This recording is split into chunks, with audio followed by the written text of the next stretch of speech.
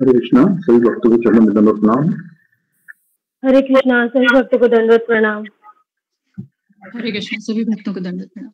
हरे कृष्णा, सभी भक्तों को दंडवत प्रणाम। हरे कृष्णा, सभी भक्तों को चरणों में दंडवत प्रणाम। हरे कृष्णा, सभी भक्तों को चरणों में दंडवत प्रणाम।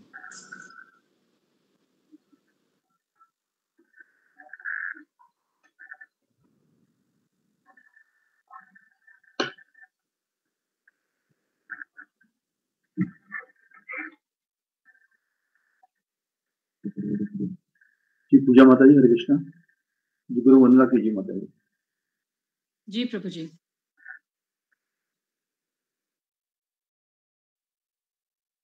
ओम अज्ञानतिमिरान्धस्य ज्ञानाञ्जनशलाकया चक्षुरुन्मीलितं येन तस्मै श्रीगुरुवे नमः। नमो विष्णुपादाय कृष्णप्रेष्ठाय भूतले श्रीमते भक्तिवेदान्त स्वामिनीति नामिने। नमस्ते सारस्वते देवे गौरवाणी प्रचारिणे निर्विशेष शून्यवादी पाश्चात्य देशतारिणे। जय श्री कृष्ण चैतन्य प्रभु नित्यानंद श्री अद्वैत गदाधर श्रीवासादि गौर भक्तवृंद। हरे कृष्णा कृष्ण कृष्ण हरे हरे, हरे राम राम राम हरे हरे। श्री गुरु चरण पद्म केवल भक्ति सद्म, वंदो मोहि सावधान मते। जहर प्रसादे भाई भव तोरिया जाय। कृष्ण प्राप्ति हो जहाँ होय ते, कृष्ण प्राप्ति हो जहाँ होय ते, कृष्ण प्राप्ति हो जहाँ होय ते। गुरुमुख पद्म वाक्य चित्तित कोरियाय क्या, आरना कोरि हो मने आशा। श्री गुरु चरणे रति ऐसे उत्तम गति, जे प्रसाद पूरे सर्व आशा। जे प्रसाद पूरी सर्व आशा।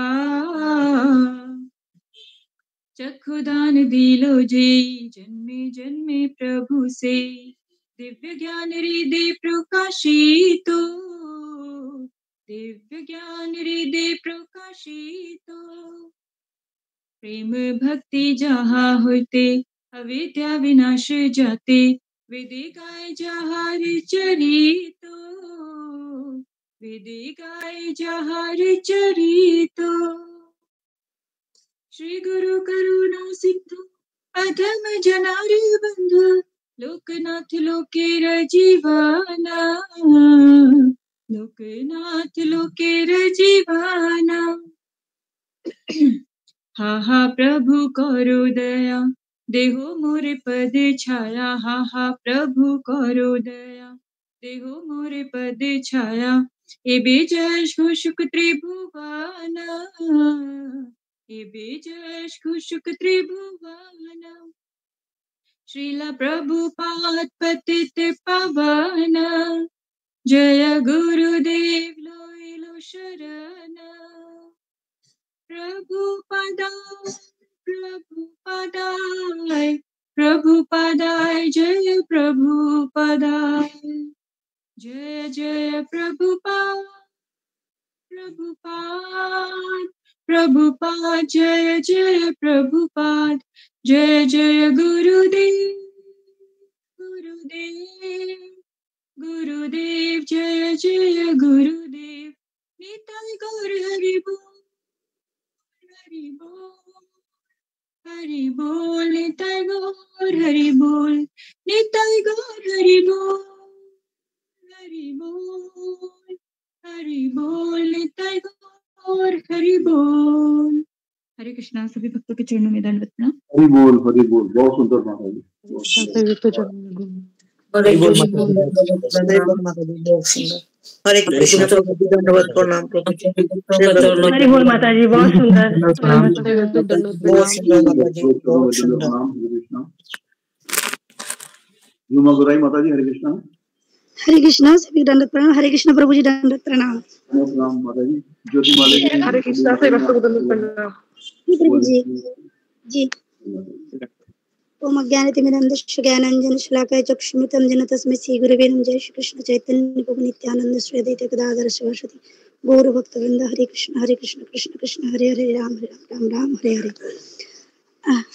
कल गुरुजी कल बहुत ही हरे कृष्ण से भक्त तो महाप्रभु के कुछ दिनों से पहले गुरुजी गौर तत्व के बारे में बता रहे थे। तो गुरुजी कल जो चैतन्य चरितामृत था तो उसकी कल पहला क्लास लिया, तो उसमें मैं बताने की कोशिश कर रही हूँ। कुछ भूल तो माफ करिएगा। पहले गुरुजी बता रहे थे कि हमें किताब कैसे पढ़ना है। किताब ऐसे पढ़ना है कि हमें अध्याय पे अध्याय नहीं पढ़ना है। पहले हमें अध्याय का जो इंडेक्स है, जैसे कैसे सारमर्म है, हमें वो पहले पढ़ना है। फिर हमें दूसरी बार हमें तात्पर्य पढ़ना है और तीसरी बार हमें श्लोका पढ़ना है। और जैसे फिर हमें कुछ ना कुछ समझ आएंगे। फिर हमें चैतन्य चरितामृत में कल तीनों भाग बताया। पहले है जो आदि लीला, दूसरा है मध्य लीला, तीसरा है अंत लीला। आदि लीला में गुरुजी बता रहे थे कि 17 अध्याय है। तो 17 अध्याय के जो पहले श्लोका है, पहले है कि आध्यात्मिक गुरु, दूसरे है महाप्रभु भगवान के महाप्रभु के सर्वोच्च व्यक्ति है। और तीसरा है महाप्रभु के प्राकट्य की बाहरी कारण। 4 है महाप्रभु के प्राकट्य की गोपनीय कारण। 5 है नित्यानंद प्रभु की महिमा। 6 है अद्वैत आचार्य की महिमा। 7वां है चैतन्य महाप्रभु के 5 विशेषता। और 8 है लेखक गुरु और कृष्ण को आदेश प्राप्त करता है। 9वां है भक्ति सेवा के कल्पवृक्ष है। 10वां है चैतन्य वृक्ष के त्वचा, शाखा और उपशाखा के बारे में बताना है। और 11 में है नित्यानंद प्रभु के विस्तार। 12 में है अद्वैत आचार्य और गदाधर पंडित का विस्तार। 13वें है महाप्रभु के आगमन। 14 में है भगवान महाप्रभु का बचपन की लीला। 15 में है पौगंड लीला। 16 में है बचपन और युवा अवस्था की लीलाएं। और 17 में है युवा अवस्था की लीलाएं। चैतन्य महाप्रभु के सारी लीला के बारे में बखान करते हैं। तो इस तरह जो पहले अध्याय है आध्यात्मिक गुरु, उसमें श्लोका 1 में पढ़ते कि आज तो थोड़ा देर रहिए, 12-1 बजे तक आदमियों दिखाई नहीं देगा। पहले है कि आध्यात्मिक गुरु के को भगवान की भक्त की प्रणाम, सभी आचार्यों को प्रणाम, भगवान के पूर्ण अंशों को प्रणाम करते हैं। दूसरा श्लोका में है कि महाप्रभु सूर्य के समान है जो अज्ञान को दूर करता है, और नित्यानंद प्रभु जो है चंद्र के समान है जो शीतलता प्रदान करते हैं।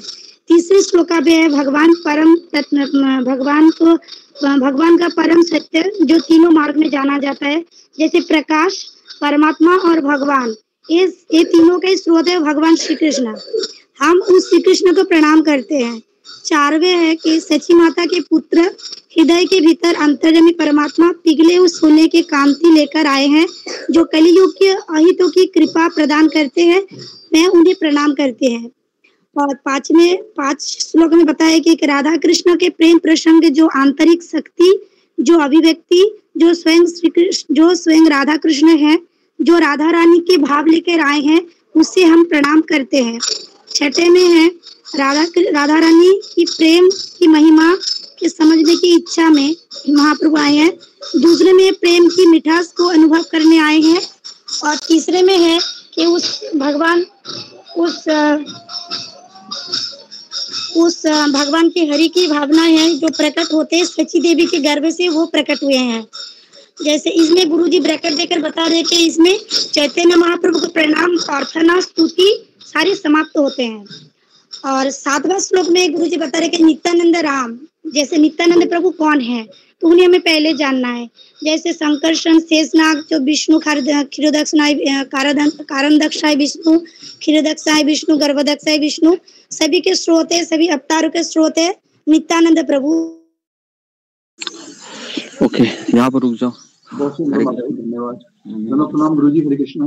हरि बोल माता जी, बहुत सुंदर। हरे कृष्ण गुरु जी, दंडवत प्रणाम। सभी भक्तों को दंडवत प्रणाम। कृष्ण गुरु जी दंडवत प्रणाम। हरे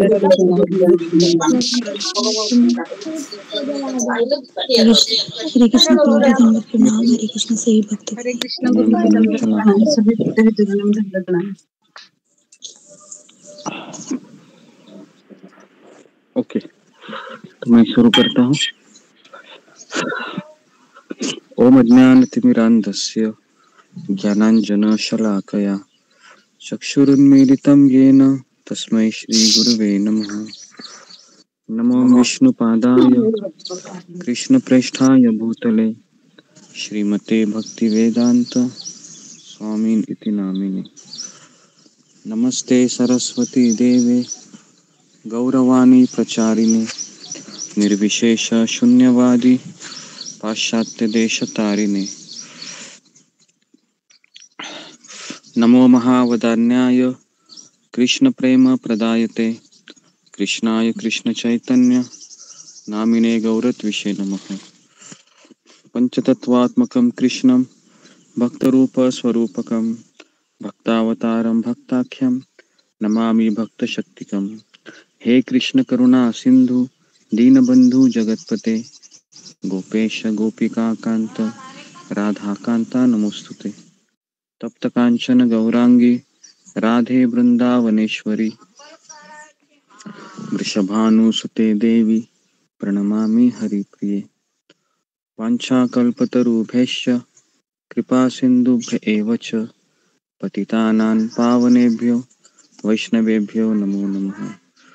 जय श्री कृष्ण चैतन्य प्रभु नित्यानंद श्री अद्वैत गदाधर श्रीवासादि गौर भक्तवृंद।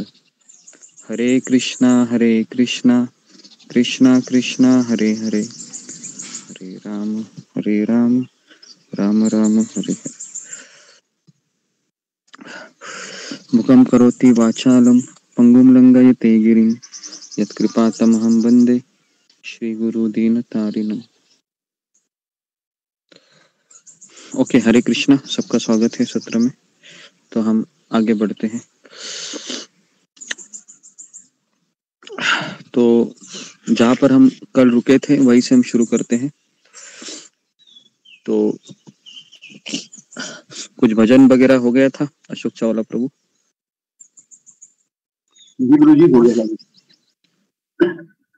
हो गया था ना? तो आज से वो गुरु पूजा है, आप शुरू कीजिए, है ना? जी जी, वही गुरु जी।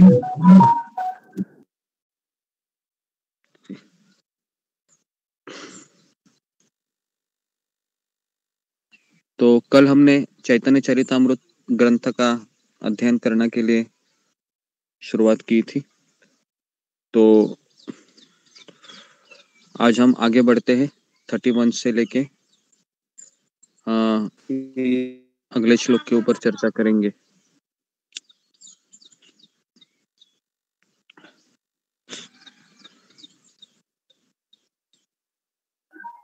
ओके,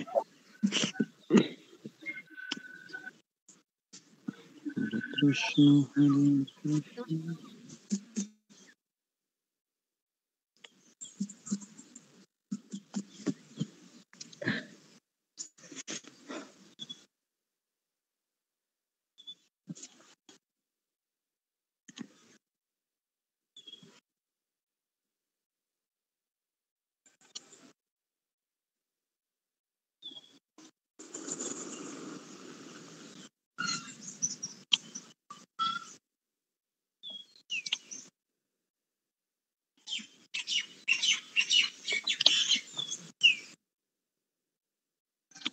तो श्लोक क्रमांक 31 से आज चर्चा करेंगे। तो सब अपने कैमरा को ऑन कीजिए और माइक को बंद रखिए।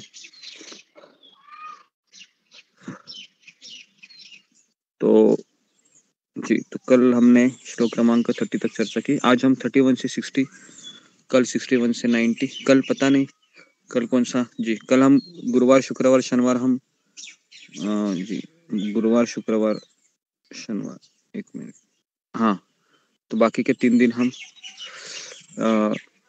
भागवतम के लिए हम रखने वाले थे, तो कल भागवतम ही हम लेंगे और इस तरीके से हम इसको चैनलाइज करेंगे। ओके, तो श्लोक क्रमांक 31 मेरे सामने है। तो आध्यात्मिक गुरु पहला चैप्टर है इस अध्याय का, और ये जो ग्रंथ है जिसको हमने लिया है, ये बहुत ऊंचा ग्रंथ है, बहुत ही इसको श्रील प्रभुपाद जी आध्यात्मिक जीवन का पीएचडी का ग्रंथ बोलते थे। पीएचडी मतलब पोस्ट ग्रेजुएशन स्टडी है। तो अगर हमारा भगवत गीता क्लियर नहीं है, भागवत क्लियर नहीं है, तो चैतन्य चरितामृत थोड़ा समझने में आपको समय लगेगा। ठीक है, तो चैतन्य चरितामृत में जो सार लिखा हुआ है वो भक्ति का सबसे अप्रतिम भाव है। एक होता है वैकुंठ का भाव, दूसरा होता है मथुरा का भाव, तीसरा होता है द्वारिका, अयोध्या, जगन्नाथपुरी, वृंदावन। तो ये जितने भी जगह है, इसमें भगवान श्री कृष्ण की पूजा अलग अलग भाव, अलग अलग रसों में की जाती है। लेकिन नवद्वीप में जो भगवान का रस है वो अनोखा रस है, जिसमें भगवान 2 रोल निभाते हैं, भगवान और भक्त, ऐसे 2 रोल भगवान निभाते हैं। तो इसलिए ये ग्रंथ विशेष है। तो 31 श्लोक में मैं अपने सभी वैष्णव पाठकों से अनुरोध करता हूँ कि इस ग्रंथ में जो मैंने चैतन्य महाप्रभु का वर्णन किया है उसको ध्यान से पढ़े और सुने। तो 31 का लिखिए सारांश कि कविराज गोस्वामी अनुरोध कर रहे हैं, अनुरोध मतलब प्रार्थना कर रहे हैं कि इस ग्रंथ को जो मैं लिख रहा हूँ उसको आप ध्यान पूर्वक पढ़िए, सुनिए। देखिए, जो कोई वक्ता होता है या कोई लेखक होता है, वह उसका अनुरोध यही होता है कि आप ध्यान पूर्वक सुने, ध्यान पूर्वक पढ़े। और कोई उसका, और वो क्या चाहता है, श्रील प्रभुपाद जी भी यही चाहते हैं कि जो किताबें मैंने रात भर लिखी है जगकर आप लोगों के लिए, उसको आप पढ़े। ठीक है, तो 31 का लिख दिया आपने। क्या लिखा अशोक चावला प्रभु, बोलिए। कविराज गोस्वामी प्रार्थना करते हैं कि इस ग्रंथ को ध्यानपूर्वक सुनिए या ध्यानपूर्वक पढ़िए। Okay, very good. तो कितने लोग ने लिखा है, फिंगर को रेज कीजिए जी। ओके, तो देखिए, ये मैं वापस नहीं लेने वाला हूँ, जो भी है अभी है, वापस मैं इस तरीके से नहीं लूंगा, क्योंकि हमें और भी किताबें कवर करनी है। तो अगर आपका छूट जाता है तो फिर आपको उसको कवर करना है ना, जब आपको खाली समय मिले अगर। तो ठीक है जी, आगे बढ़ते हैं।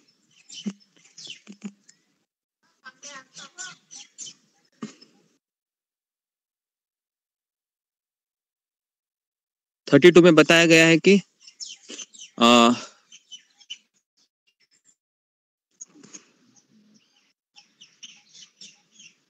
भगवान कृष्ण स्वयं को 5 रूपों में विस्तारित करते हैं। पहला है आध्यात्मिक गुरु, दूसरा है भक्त, तीसरा है भक्त की शक्ति, चौथा है अवतार, और 5वां है पूर्ण विस्तार। ऐसे 5 भागों में विस्तारित करते कृष्ण। आध्यात्मिक गुरु, भक्त, उसके बाद भक्त की शक्ति, तीसरा है अवतार, और चौथा है पूर्ण विस्तार के रूप में अवतरित होते हैं। ठीक है, तो यहाँ पर हमको कृष्ण गुरु भक्त शक्ति अवतार प्रकाश कृष्ण ए छाया रूपेण विलास, तो ये भगवान की 5 शक्तियां हैं। 32 में 33 में इसलिए मैं एक सत्य की इन 6 विविधताओं को आशीर्वाद का आह्वान करके उनके चरण कमलों की पूजा करता हूँ। 33 में लिखिए कि पूजा कर रहे हैं इन 5 की कविराज गोस्वामी। पूजा करते हैं। क्यों पूजा करते हैं? क्योंकि महान कार्य करने जा रहे हैं। जब भी हम कोई महान कार्य करते हैं तो पहले पूजा करनी चाहिए, है ना, प्रार्थना करनी चाहिए। जैसे हमने देखा है कि अभी कुछ दिन पहले हम सिटी में गए थे, तो बच्चों का एग्जाम चल रहा है अभी। तो बहुत मंदिर में भीड़ थी, गणपति के मंदिर में। तो सोच रहा था कि इतनी भीड़ कैसे हो गई भाई। तो बाद में किसी स्टूडेंट ने मुझे पूछा, मैं पूछता बहुत ज़्यादा हूँ कोई भी ऐसे चीज़ जो मुझे मन में, तो कहा कि हमारा एग्ज़ाम चालू है अभी, इसके लिए हम गणपति के मंदिर में जाते हैं ताकि सब पढ़ा हुआ याद आए। बराबर है, ये आपने भी किया होगा, मैंने भी किया है। तो कोई भी अच्छा कार्य करने से पहले पूजा करने का हमारे भारत में कल्चर है। तो 33 में लिखा आपने, ओके 34 में जाते हैं। 34 में कविराज गोस्वामी ने कहा कि मैं वापस इन 5 को प्रणाम करता हूँ, है ना। आध्यात्मिक गुरु, भगवान के अवतार, भगवान के भक्त, भगवान के पूर्ण अंश, भगवान की शक्ति और स्वयं भगवान, 6 है ऐसे, इनको मैं प्रणाम करता हूँ। तो पहले पूजा किया, अभी प्रणाम कर रहे। ओके। वंदे गुरु ईश भक्तान ईशम ईशावतारकम तत्प्रकाशम च तत्भक्ति कृष्ण चैतन्य सद्नकम। ओके। तो गुरुओं की संख्या बहुवचन है, समझ में आ रहा है? क्यों? क्योंकि आध्यात्मिक गुरु के रूप में उन्होंने स्वीकार किया प्रकट ग्रंथ को, है ना। क्योंकि गुरु सबसे पहले किसी को महामंत्र से आरंभ करते हैं। तो भगवान है वो, यहाँ पर तात्पर्य में प्रभुपाद लिखते हैं कि भगवान श्री कृष्ण का ही स्वरूप होता है आध्यात्मिक गुरु। तो जो अंधकार का विनाश करते हैं, है ना जी। 35 में हम प्रवेश कर रहे हैं। मैं सबसे पहले अपने आरंभकर्ता आध्यात्मिक गुरु और मेरे सभी प्रशिक्षक जिनसे मैं बहुत कुछ सीखा हूँ, मतलब शिक्षा गुरु, इन दोनों को प्रणाम करता हूँ। लिखिए 35 लिखिए। और भी बहुत कुछ है, मतलब आध्यात्मिक गुरु और शिक्षा गुरु और मंत्र गुरु मतलब दीक्षा गुरु, दोनों को प्रणाम करते हैं।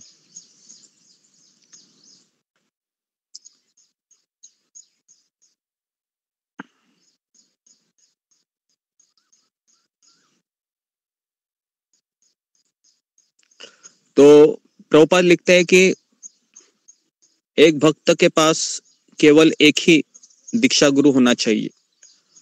शास्त्रों में एक से अधिक गुरु की स्वीकृति सदैव वर्जित है। कोई भी व्यक्ति कितने भी प्रशिक्षित आध्यात्मिक गुरु को स्वीकार कर सकता है, इसमें कोई सीमा नहीं है, लेकिन आमतौर पर उसको एक ही गुरु को फॉलो करना चाहिए, प्रॉपर लिखते।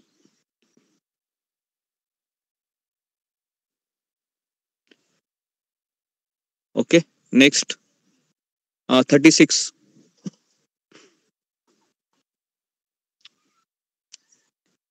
36 में कविराज गोस्वामी लिखते हैं कि फिर मैं अभी मेरे आध्यात्मिक गुरु कितने हैं, इनके आध्यात्मिक गुरु, तो थोड़ा सा अभी ये हो जाओगे। माय इंस्ट्रक्टिंग स्पिरिचुअल गुरु है रूप गोस्वामी, मेरे प्रशिक्षक आध्यात्मिक गुरु रूप गोस्वामी, सनातन गोस्वामी, भट्ट गोस्वामी, भट्ट रघुनाथ, जीव गोस्वामी, गोपाल भट्ट, रघुनाथ, इनको मैं प्रणाम करता हूँ। लिखिए 6 गोस्वामी को प्रणाम कर रहे हो।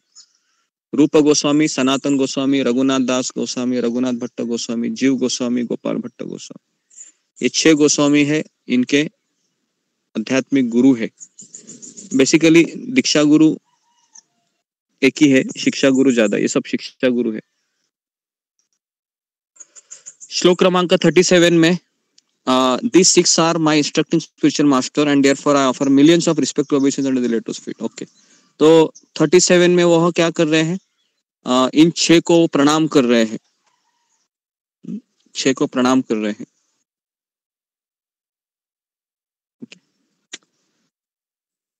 38 में कहते हैं कि फिर वो किसको प्रणाम कर रहे हैं?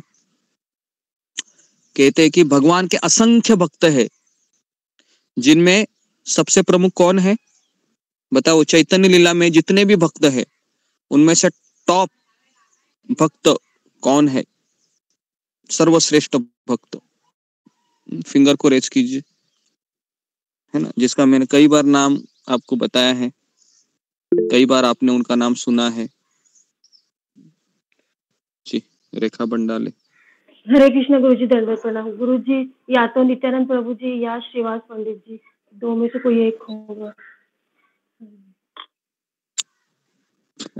ये कैसा उत्तर है? ओके, तो हाँ, नित्यानंद प्रभु तो भगवान है और श्रीवास ठाकुर है, श्रीवास ठाकुर उनका नाम है, जो नारद मुनि के अवतार है। तो लिखिए श्रीवास ठाकुर ये भक्तों में सर्वश्रेष्ठ, ओके, सर्वश्रेष्ठ प्रमुख है। मैं उनके चरण कमलों में हजारों बार प्रणाम करता हूँ। कितनी बार? शत शत नमन। श्रीवास भगवान के प्रमुख भक्त है ना। भगवान भक्त यत श्रीवास प्रधान, तत्सभार पाद पद्म सहस्त्र प्रणाम। हजारों बार प्रणाम करते हैं, बराबर है। 39 में हम जाते हैं। बहुत जरूरी है ये सब। एक्चुअली इस किताब को पूरा पहला चैप्टर ही अपने गुरुओं को प्रणाम कर रहे हैं, भक्तों को प्रणाम कर रहे हैं। क्यों कर रहे हैं? कोई थोड़ा सा इसमें मुझे बताइए। पूरा एक चैप्टर 110 श्लोक वो बोल रहे हैं, क्या कारण हो सकता है जी? ये मैंने पहले भी बताया था कल, वापस ताकि समझ में तो आ जाए, है ना। आप लोग तो लिख रहे हैं, लेकिन थोड़ा सा अपने आप को भी सवाल पूछिए कि इतना बड़ा किताब लिखने जा रहे हैं, पूरा पहला अध्याय में 110 श्लोक वो प्रणाम करना, पूजा करना, इसी के ऊपर वो बोलते हैं। क्यों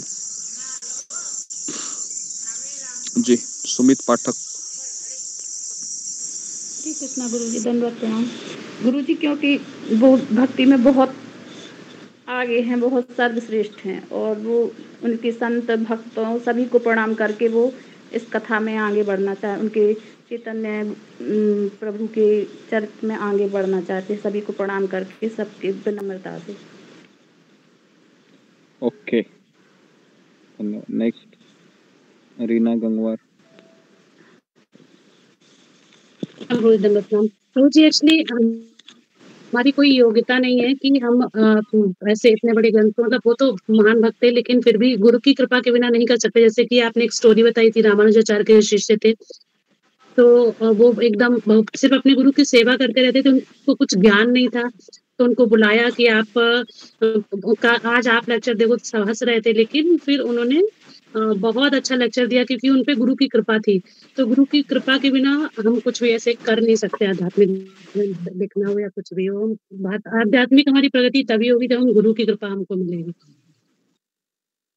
ओके जी, तो बेसिकली इसका उत्तर ये है, बराबर बताया सबने, कि कोई भी महान कार्य करने से पहले हमें आशीर्वाद लेने चाहिए, और आशीर्वाद तभी मिलते हैं जब हम नमस्कार करते हैं, हम जब प्रणाम करते हैं। तो इसलिए एक महान किताबों का निर्माण होने जा रहा है, जिसके 10,000 साल, आने वाले 10,000 साल लोग इसको पढ़ेंगे। तो इसलिए उन्होंने इतना सब प्रणाम कर रहे, क्योंकि बिना आशीर्वाद को इकट्ठा करके हम ना भक्ति में आगे बढ़ेंगे और ना हम किसी को बढ़ाने के लिए मदद करेंगे। तो इसके लिए भक्ति का फाउंडेशन है कि अपनी इच्छा से, भक्ति योग अपनी इच्छा से भी ज्यादा, कृपा से ज्यादा संभव है। तो ये चीज राधानाथ स्वामी महाराज ने कई बार बताई है कि मैं इस अभी इतना बड़ा सन्यासी हूँ, इतने सालों से भक्ति क्यों कर रहा हूँ? क्योंकि मैंने कई लोगों से आशीर्वाद लिए हैं, मैंने किसी को ठेस नहीं पहुंचाई। ठेस पहुंचाने का अर्थ है जो बाहर के लोग हैं, अपनों लोगों से तो जिनके साथ हम ज्यादा रहते हैं तो उनके साथ तो होता ही है, लेकिन हम जब बाहर किनसे मिलते हैं कुछ समय के लिए, तो हमें उनसे आशीर्वाद लेनी चाहिए। ओके जी, तो आगे बढ़ते हैं। अभी श्लोक क्रमांक तो 39 में वो अभी किनको प्रणाम कर रहे हैं कि भगवान के एक अवतार है, उनका नाम क्या है? कौन बताएगा? और एक व्यक्ति है जो भगवान के ही अवतार है और भक्त भी है। जी फिंगर को रेज कीजिए। जी कौन है वो? और एक है, भगवान के ही अवतार है और भक्त भी है। जी पद्मा कतारिया।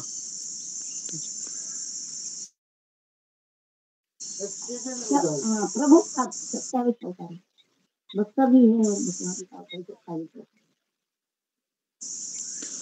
ओके जी आ रहा। जी नेक्स्ट नमिता साहा माता जी। हरे कृष्ण प्रभु जी, दंडवत प्रणाम प्रभु जी, सभी भक्त को चरणों में। मुझे तो मना प्रहलाद महाराज गुरु जी। यहाँ पर बात किसकी हो रही है और आप कहाँ जा रही है? जी नेक्स्ट रश्मि मनोहर माता जी। हरे कृष्णा गुरु जी, दंडवत प्रणाम, सभी भक्तों को दंडवत प्रणाम। प्रभु जी श्री अद्वैताचार्य जी वेरी गुड। तो अद्वैताचार्य ये भगवान के अवतार भी है। किसके अवतार है ये माता जी? महाविष्णु जी के अवतार हैं। हाँ तो ये महाविष्णु के और सदाशिव, इन दोनों के कंबाइन अवतार है अद्वैताचार्य। तो और अद्वैताचार्य को आपने देखा है, सारे भक्त पहचानते हैं अद्वैताचार्य को। तो कितने लोगों को अद्वैताचार्य पता है? फिंगर को रेज कीजिए, नहीं तो फिर मैं बोलता रहूंगा और आप बोलोगे कौन कौन है अद्वैताचार्य। सबको पता है ना भाई? अद्वैताचार्य जो दाढ़ी वाले होते हैं ना, सफेद दाढ़ी, और 5 पंच तत्वों में से एक होते हैं जिनका सफेद दाढ़ी है। ठीक है चलो मैं आपको दिखा देता हूँ, क्योंकि काफी लोग बोलेंगे कि किसकी बात कर रहे हैं। तो आपको मैं एक शेयर स्क्रीन करके दिखा देता हूँ अद्वैताचार्य कौन है।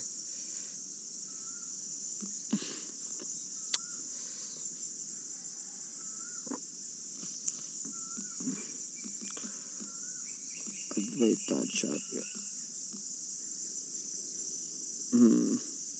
ओके जी, समझ में आ रहा है? इनको देखा है आपने? पंच तत्वों में है। ओके तो ये अद्वैताचार्य है, महाविष्णु के अवतार है। अभी आप बोलोगे महाविष्णु तो बहुत यंग रहते हैं, ये इनकी दाढ़ी कैसे है? तो इसका उत्तर क्या हो सकता है? तो इसका उत्तर हो सकता है जी, कौन बताएगा क्या इसका उत्तर हो सकता है? फिंगर को रेज कीजिए। ये अद्वैताचार्य तो महाविष्णु के अवतार है, लेकिन यहाँ पर तो महाविष्णु भी नहीं दिख रहे हैं और सदाशिव भी नहीं है, एकदम पकी हुई दाढ़ी है। तो मैं कैसे मान लूं? जी बताइए, मैं कैसे मान लूं भाई? आप बोलो ये महाविष्णु है, मेरा तो मन बोल रहा है कि महाविष्णु तो बहुत यंग रहते हैं, लक्ष्मी जी के साथ रहते हैं। जी क्या बोलेंगे? हाँ बताइए बताइए बताइए। ओके अशोक चावला। गुरु जी इन्होंने मानव शरीर धारण किया है ना, तो मानव शरीर के जो स्टेजेस हैं वो तो चलती रहेंगी। जी मैंने इसका एक बहुत टेक्निकल आंसर दिया था, अगर आपको याद होगा तो। किसी भी अवतार के या किसी भी भगवान के भक्त के भी जब अवतार होते हैं ना, उसमें कुछ याद आ रहा है? जी रीना सिंह। हरे कृष्णा। मुझे जहाँ तक याद आ रहा है कि ये चैतन्य लीला में जो है कि चैतन्य महाप्रभु से काफी बड़े हैं, जो इस वजह से जो है कि, और ये ईश्वर गुरु के जो है ईश्वरपुरी जो है उनके क्या कहते हैं, उनके गुरु भाई हैं। इस वजह से जो मुझे लग रहा है कि ऐसा है कि ऐसा नहीं है जी। तो ओके तो देखिए इसको अच्छे से समझिए। एक होता है हमारा सिद्ध देह और दूसरा होता है एक साधक देह। बताया था मैंने, ये आपको मैंने बताया था। सिद्ध देह मतलब जो आध्यात्मिक जगत में रहते हैं, चाहे वो भगवान ही क्यों ना हो। और एक होता है एक साधक देह, मतलब जैसे अभी रूप गोस्वामी है तो ये रूप मंजरी है, एक 8 साल की लड़की है, अभी आपको कहेंगे कि ये रूप गोस्वामी है, ये 8 साल की लड़की है आध्यात्मिक जगत में, और ये रूप गोस्वामी देखो भी ये एक सन्यासी है, तो आप बोलोगे कि ये कैसे मैं मान लूं? तो मैं वापस कह रहा हूँ, इनके 2 शरीर होते हैं। एक शरीर है वो लीला करने के लिए आते हैं, और दूसरा है वो नित्य सिद्ध, उनका एक शरीर होता है आध्यात्मिक जगत में। तो आप जितने भी लोग यहाँ पर है, 66 लोग हैं अभी, तो क्या आप सबका नित्य सिद्ध एक शरीर है? तो इसका उत्तर है हाँ, बराबर है। तो आप सब लोगों का एक नित्य सिद्ध शरीर है। कोई भगवान की सेविका हो सकती है, भगवान का मित्र हो सकता है, या फिर भगवान के किचन में काम करने वाली कोई लेडीज हो सकती है, या फिर भगवान के लिए फूल तोड़ने वाला या तोड़ने वाला कोई है ना, लड़की या माली, कोई भी हो सकता है, बराबर है। सुनकर बहुत अच्छा लग रहा होगा आपको कि सपने जगा रहे हैं, काश हम भी वहां पर ऐसे जाए, कुछ करे, है ना। तो अभी आपका सिद्ध शरीर है, वह प्रकट होने के लिए कितना समय है? कितना समय है? तो इसका उत्तर है कि बहुत समय भी है और कम समय भी है। ये हमारी तीव्रता के ऊपर आधारित है। जितनी मैं तीव्रता रखूंगा भगवान के पास जाने की, उतना जल्दी होगा।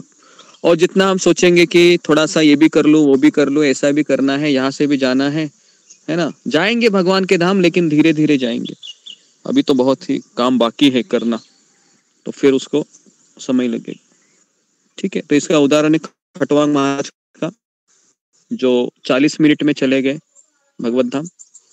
और जी, तो मेरा विषय था कि एक होता है सिद्ध देह और दूसरा होता है साधक देह। साधक मतलब अभी हमारा साधक देह है, कौन सा देह हमारा है? तो इसका उत्तर भी मैंने दिया था उसी टाइम में। साधक। तो साधक नहीं, हमारा साधक देह भी नहीं है। हमारा देह है बद्ध देह है हमारा, बराबर है। कर्मों से बना हुआ हमारा शरीर है ये। अगर साधक देह होता था तो वो भी साधक देह ना 3 गुणों के ऊपर होता है। समझ में आया? अभी जैसा रूप गोस्वामी है, अभी रूप गोस्वामी का साधक देह है, तो क्या वो 3 गुणों के भीतर है? नहीं, 3 गुणों के ऊपर है। तो हमारा ये साधक देह नहीं, हम साधना भक्ति कर रहे हैं, लेकिन हमारा देह साधक नहीं है। हमारा देह है वह बद्ध देह है। बराबर है जी। तो सब कितने लोगों को समझ में आया है? आप फिंगर को रेस कीजिए। सिद्ध देह, साधक देह, हमारा शरीर, ठीक है, ओके, समझ में आ रहा है? समझना बहुत जरूरी है। ओके जी, ठीक है। तो अभी मेरा अगला सवाल है, क्या इस देह में जो मेरा अभी शरीर है, क्या इसमें नित्य सिद्ध के भाव प्रकट हो सकते हैं? जी, तो ये मेरा अगला सवाल है। क्या मेरे इस शरीर में जो नित्य सिद्ध मेरा जो शरीर है आध्यात्मिक जगत में, या मेरा स्वरूप है, क्या उसके लक्षण प्रकट हो सकते हैं या नहीं हो सकते?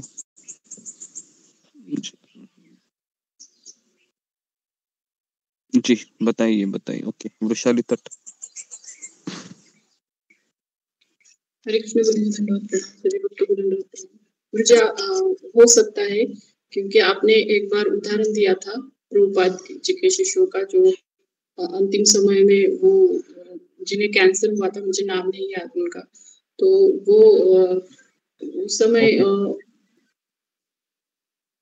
जी, तो ओके, तो इसका उत्तर है कि हो सकता है, लेकिन मैंने एक किताब में ये भी पढ़ा था कि इस शरीर में केवल हम भाव स्तर तक प्रवेश कर सकते हैं। भाव स्तर तक मतलब हमको एक इंडिकेशन मिलेगा, जैसे उस माता जी को भी इंडिकेशन मिला था कि मैं यशोदा माता के किचन में भगवान की सेविका हूँ, ऐसा है ना। तो उस माता जी का नाम था रक्त रंजिनी माता जी, ऐसा नाम था। और वो किताब भी मैं लेने वाला हूँ, है ना। मेरे पास वो किताब है, इंग्लिश में है, इतनी सुंदर किताब है वो भी। वो किताब पढ़कर आपको पता चलेगा कि शिला प्रभुपाद के इस मूवमेंट में कितनी शक्ति है। अगर हम उसको फॉलो करोगे तो हमें भी वह प्राप्त हो जाएगा, लेकिन ये लाखों में एक के साथ ही होता है जी। ठीक है, तो अभी थोड़ा सा टॉपिक को हम वापस अंदर ले लेते हैं जी। ओके, चैतन्य चरितामृत में आते हैं वापस हम। तो अद्वैत आचार्य लिखिए श्लोक क्रमांक 39 में। अद्वैत आचार्य जो भगवान के पार्शियल इनकारनेशन को हिंदी में कहेंगे है आंशिक अवतार। अद्वैत आचार्य भगवान के आंशिक अवतार है, इसलिए मैं उनके कमल चरणों में लाखों बार प्रणाम करता हूँ। लाखों बार मतलब कोटि कोटि। अद्वैत आचार्य प्रभु अंश अवतार, तार पाद पद्म कोटि प्रणति अमार। अभी श्लोक क्रमांक 40 में जाते हैं। तो 40 में कहते हैं कि मैं अभी किसको प्रणाम कर रहा हूँ? मैं अभी प्रणाम कर रहा हूँ नित्यानंद राय प्रभु स्वरूप प्रकाश, तारपाद पद्म बंदो यार मुनिदास। तो अभी प्रणाम कर रहे नित्यानंद राम भगवान को प्रणाम कर रहे हैं और मुझे उनसे दीक्षा मिली है, ऐसा वो लिखते हैं, है ना। तो नित्यानंद प्रभु को प्रणाम कर रहे हैं। 41 में हम देखते हैं अभी। तो 41 में वो किसको प्रणाम कर रहे हैं? अभी कौन बचे हैं अभी? तो अभी बचे हैं जो भगवान की अंतरंगा शक्ति है। अंतरंगा शक्ति के अवतार कौन है? फिंगर को रेज कीजिए। अंतरंगा शक्ति के अवतार कौन है जी? बहुत जरूरी है इसको समझना, है ना। अंतरंगा शक्ति के अवतार, क्योंकि ये सब टेक्निकल चीजें हैं। अगर मैं कथा में चला जाऊंगा तो आपको कथा समझ में आती है, लेकिन अगर आपको फिलॉसफी तत्व ज्ञान क्लियर नहीं है तो फिर आप उसमें रसाभास करोगे, है ना जी। बताइए। ओके, गौरी राठौड़। गुरु जी धन्यवाद प्रणाम। गुरु जी क्या बताया था? गदाधर पंडित जी हैं भगवान की अंतरंग शक्ति। अंतरंगा शक्ति जी। अंतरंगा शक्ति कौन है आध्यात्मिक जगत में? तो गदाधर पंडित किसके अवतार है? किसके अवतार है गदाधर पंडित?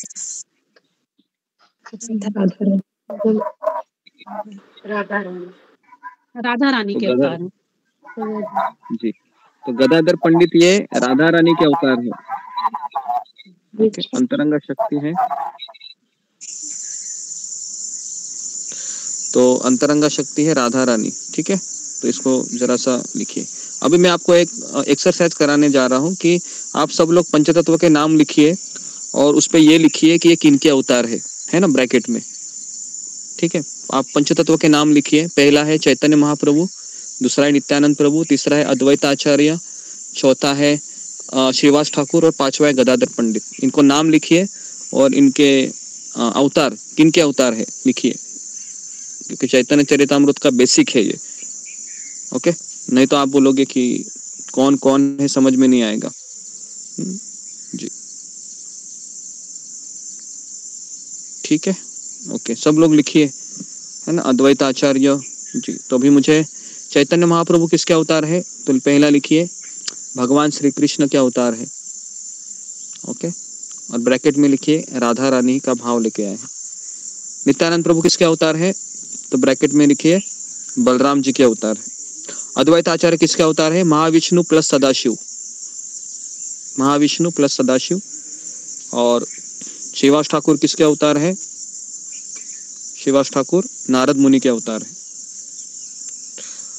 ओके। और गदाधर पंडित किसके अवतार है?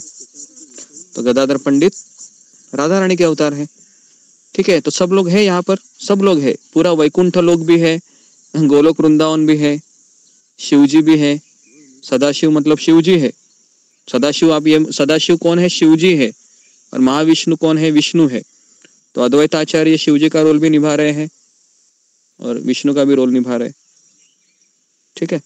अगर नहीं समझ में आ रहा है थोड़ा सा तो कुछ समय के बाद पता चलेगा, क्योंकि मुझे भी चैतन्य चरितामृत अभी भी नहीं समझ में आ रहा है, लेकिन गुरुदेव की कृपा है, राधानाथ स्वामी महाराज की कृपा है कि उनके प्रवचन सुनते सुनते सुनते सुनते कुछ कुछ चीजें समझ में आ रही है जो मैं आपको बता रहा हूँ, ओके जी,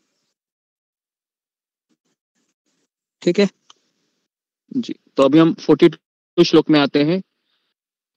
श्री कृष्ण चैतन्य प्रभु स्वयं भगवान तानेर पदारविंदे अनंत प्रणाम। अभी वो किसको प्रणाम कर रहे हैं? चैतन्य महाप्रभु जो स्वयं कृष्ण है, इनको इनके चरणों में वह इननुमेरेबल मतलब अनंत अनंत अनंत बार वो प्रणाम कर रहे हैं, है ना, अनंत बार। श्रीवास ठाकुर के चरणों में 1000 बार किया, नित्यानंद प्रभु के चरणों में लाखों बार किया, और भगवान के चरणों में अनंत बार कर रहे प्रणाम जी। तो कौन मुझे बताएगा ये प्रणाम करने से हमारे भीतर कौन सा गुण आता है? फिंगर को रेज कीजिए जी। प्रणाम करने से हमारे भीतर कौन से गुण प्रवेश करते हैं जी? शिनू मिश्रा। हरे कृष्ण प्रभु जी, दंडवत प्रणाम। प्रभु जी विनम्रता का भाव आता है दंडवत प्रणाम करने से। और बस विनम्रता आती है या और भी कुछ आता है जी? सुमिता सिन्हा। हरे कृष्ण गुरु जी, दंडवत प्रणाम। सभी भक्तों को दंडवत प्रणाम।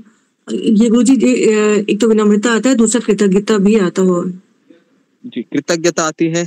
हम प्रणाम क्यों करते पता है? नेचुरली। जैसे अभी मैं मंदिर में गया तो मुझे ऐसे व्यक्ति दिखाई दिए जो कई साल पहले मुझे मिले थे और इन्होंने मुझे ज्ञान दिया, इन्होंने मेरा केयर किया, तो अनायास ही वो भाव प्रकट होते हैं कि इसने मुझे हेल्प की है, मदद की है भक्ति में। तो जैसा कृतज्ञता का भाव भी प्रकट होता है, जैसा इसने बताया। विनम्रता तो आती है क्योंकि किसी के सामने झुकेंगे तो वो मेरे स्वामी है, मैं उनका सेवक हूँ, ये भाव आता है ना, ठीक है। तो ये दो गुण उसमें प्रवेश कर देते हैं, विनम्रता, कृतज्ञता। और एक तीसरा गुण एक प्रकट होता है, वो है आभार। आभार शब्द मतलब धन्यवाद, है ना।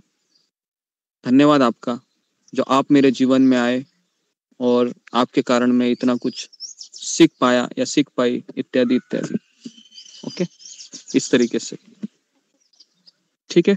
तो इसलिए प्रणाम करने का आदत हमें डाल देना चाहिए। जैसे मैं यहाँ पर देखता हूँ कि जैसे प्रवचन खत्म होता है सारे लोग प्रणाम करते हैं, बेचारे एटलीस्ट स्क्रीन के सामने प्रणाम कर रहे हैं, बहुत अच्छी बात है ये। अगर हम प्रणाम नहीं करेंगे तो ऐसा लगेगा कि है ना, ये ज्ञान फिर मुझे अहंकारी बनाएगा, ठीक है जी। तो आगे बढ़ते हैं। तो कौन से ऐसे आचार्य हैं जो 1000 बार प्रणाम करते थे डेली? कौन बताएगा? फिंगर को रेज कीजिए। 1000 बार प्रणाम करते थे, कौन से आचार्य हैं? ये सबको आना चाहिए। कितनी बार मैं बोला हूं, ओके जी। जी एकता सोमानी।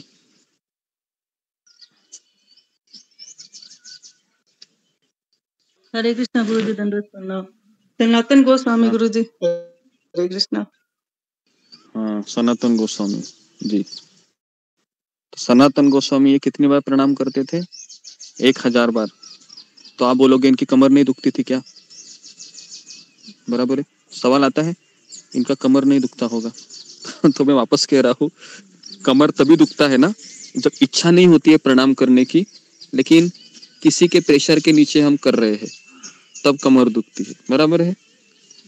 जैसे शादी में ऐसा होता है ना कि बेचारे दूल्हा दुल्हन है बहुत प्रणाम करते रहते हैं, है ना, और फिर रात को आकर बीबी कहती है तुम्हारे रिश्तेदार भी कितने हैं भाई, कब खत्म होंगे, 2 दिन हो गए कमर दुख रहा है। तो आशीर्वाद है, अगर आशीर्वाद प्राप्त करने की भावना है मेरे भीतर, है ना, तो फिर वह भाव प्रकट होते हैं, ठीक है। वेरी वेरी इंपॉर्टेंट, ठीक है। आगे बढ़ते हैं। लिखिए प्रणाम करने से कौन से 3 गुण प्रकट होते हैं? विनम्रता, आभार और कृतज्ञता। ओके, तो अभी हम श्लोक क्रमांक 3 में जा रहे हैं। श्रवणे प्रभुर करी नमस्कार, यह छाया तेन यक्षे करिए विचार। तो अभी कह रहे हैं कि भगवान और उनके सभी सहयोगियों को नमस्कार करने के बाद अब मैं इन 6 विविधताओं को एक में समझाने का प्रयास करूंगा, ठीक है।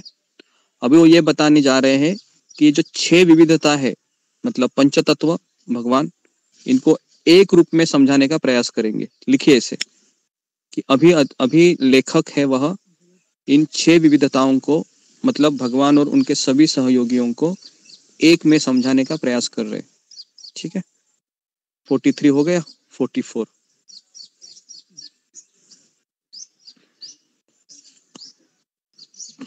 ओके, 44 में लिखा है, यद्यपि आमार गुरु चैतन्य दास तथापि जानिए आमी तहार प्रकाश। हालांकि मैं जानता हूं कि मेरे आध्यात्मिक गुरु श्री चैतन्य के सेवक है, तो मैं उन्हें भगवान की पूर्ण अभिव्यक्ति के रूप में भी जानता हूं। Very very important. लिखिए, अब वो कह रहे हैं कि मेरे आध्यात्मिक गुरु भगवान चैतन्य के सेवक है, लेकिन वह भगवान की पूर्ण अभिव्यक्ति, मतलब भगवान का ही एक प्रकाश के रूप में मैं उसको जान रहा हूं। तो तात्पर्य में प्रभुपाद लिखते हैं कि जीव भगवान का सेवक है और आध्यात्मिक गुरु भी उनका सेवक है, फिर भी एक शिष्य के लिए आध्यात्मिक गुरु भगवान का प्रकाश होता है। ओके, प्रभुपाद तात्पर्य में लिखते हैं कि जीव ये भगवान का सेवक है, गुरु भी सेवक है। गुरु स्वामी नहीं हो सकता, कदापि नहीं। भले ही वो गुरु है, वह शिष्य के कई बार अगर प्रणाम भी स्वीकार करे तो भी उसको पता होता है ये प्रणाम मुझे नहीं कर रहा है, ये भगवान को कर रहा है, मैं तो सेवक हूँ। तो उनके बिहाफ में वो प्रणाम कर रहा है ना। एक बार राधानाथ स्वामी महाराज को किसी ने पूछा कि इतने आपके शिष्य आपको प्रणाम करते हैं तो आपको कैसा लगता है। महाराज ने कहा ये लोग मुझे प्रणाम नहीं कर रहे हैं, है ना, ये भले ही मुझे प्रणाम कर रहे हैं, लेकिन मुझे पता है कि मैं उसका लायक नहीं हूँ, मैं उसके योग्य नहीं हूँ, है ना। लेकिन मैं गुरु शिष्य परंपरा का रिप्रेजेंटेटिव कर रहा हूँ, प्रतिनिधित्व कर रहा हूँ।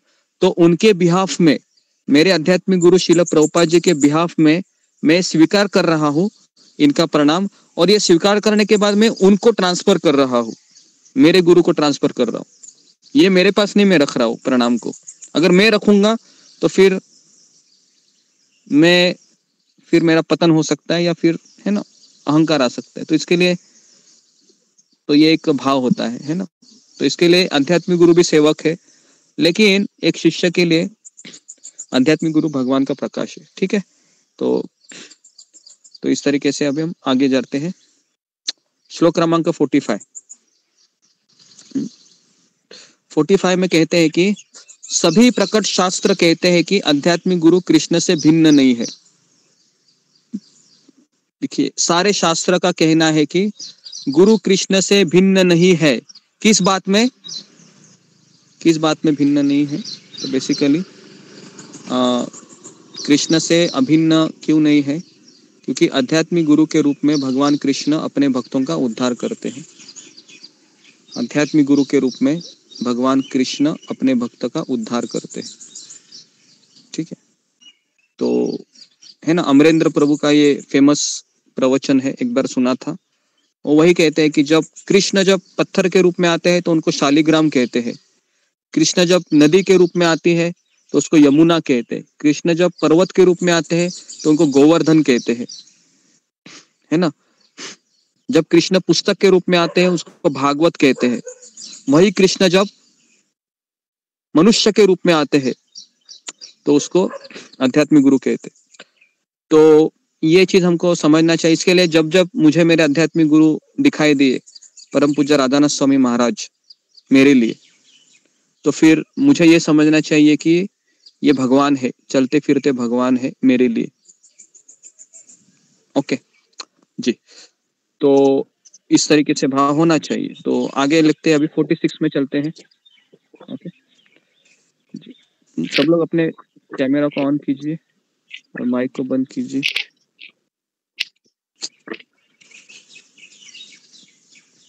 ओके, तो अभी हम आगे बढ़ रहे हैं। कितने लोगों को समझ में आ रहा है क्या चल रहा है? फिंगर को रेस कीजिए। समझ में आ रहा है? किसको कुछ समझ सर के ऊपर जा रहा है? ओके, समझ में आ रहा है, ठीक है। ओके जी, ठीक है, तो आगे बढ़ते हैं अभी।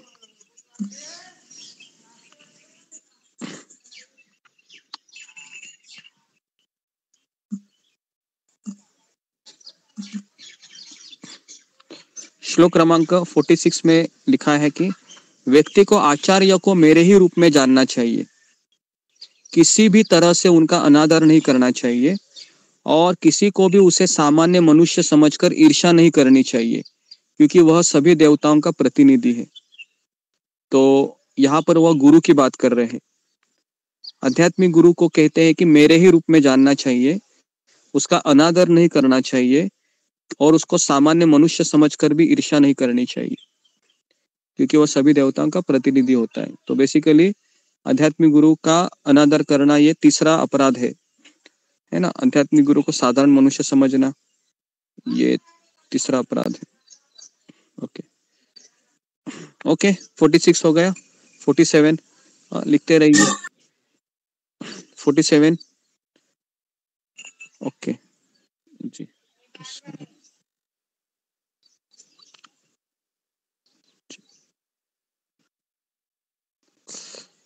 ओके व्यक्ति को निर्देश देने वाले आध्यात्मिक गुरु को कृष्ण का व्यक्तित्व जानना चाहिए और भगवान कृष्ण स्वयं को परमात्मा भगवान के सबसे बड़े भक्त के रूप में प्रकट करते हैं।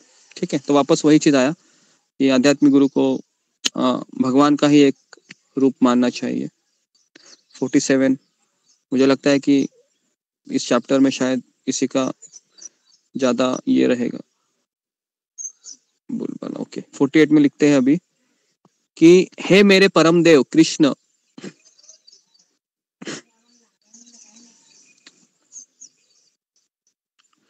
तो वो कह रहे हैं अभी कि आपने अपनी कृतज्ञता से दो रूपों में प्रकट किया है अपने आप को। पहला है आध्यात्मिक गुरु और दूसरा है परमात्मा।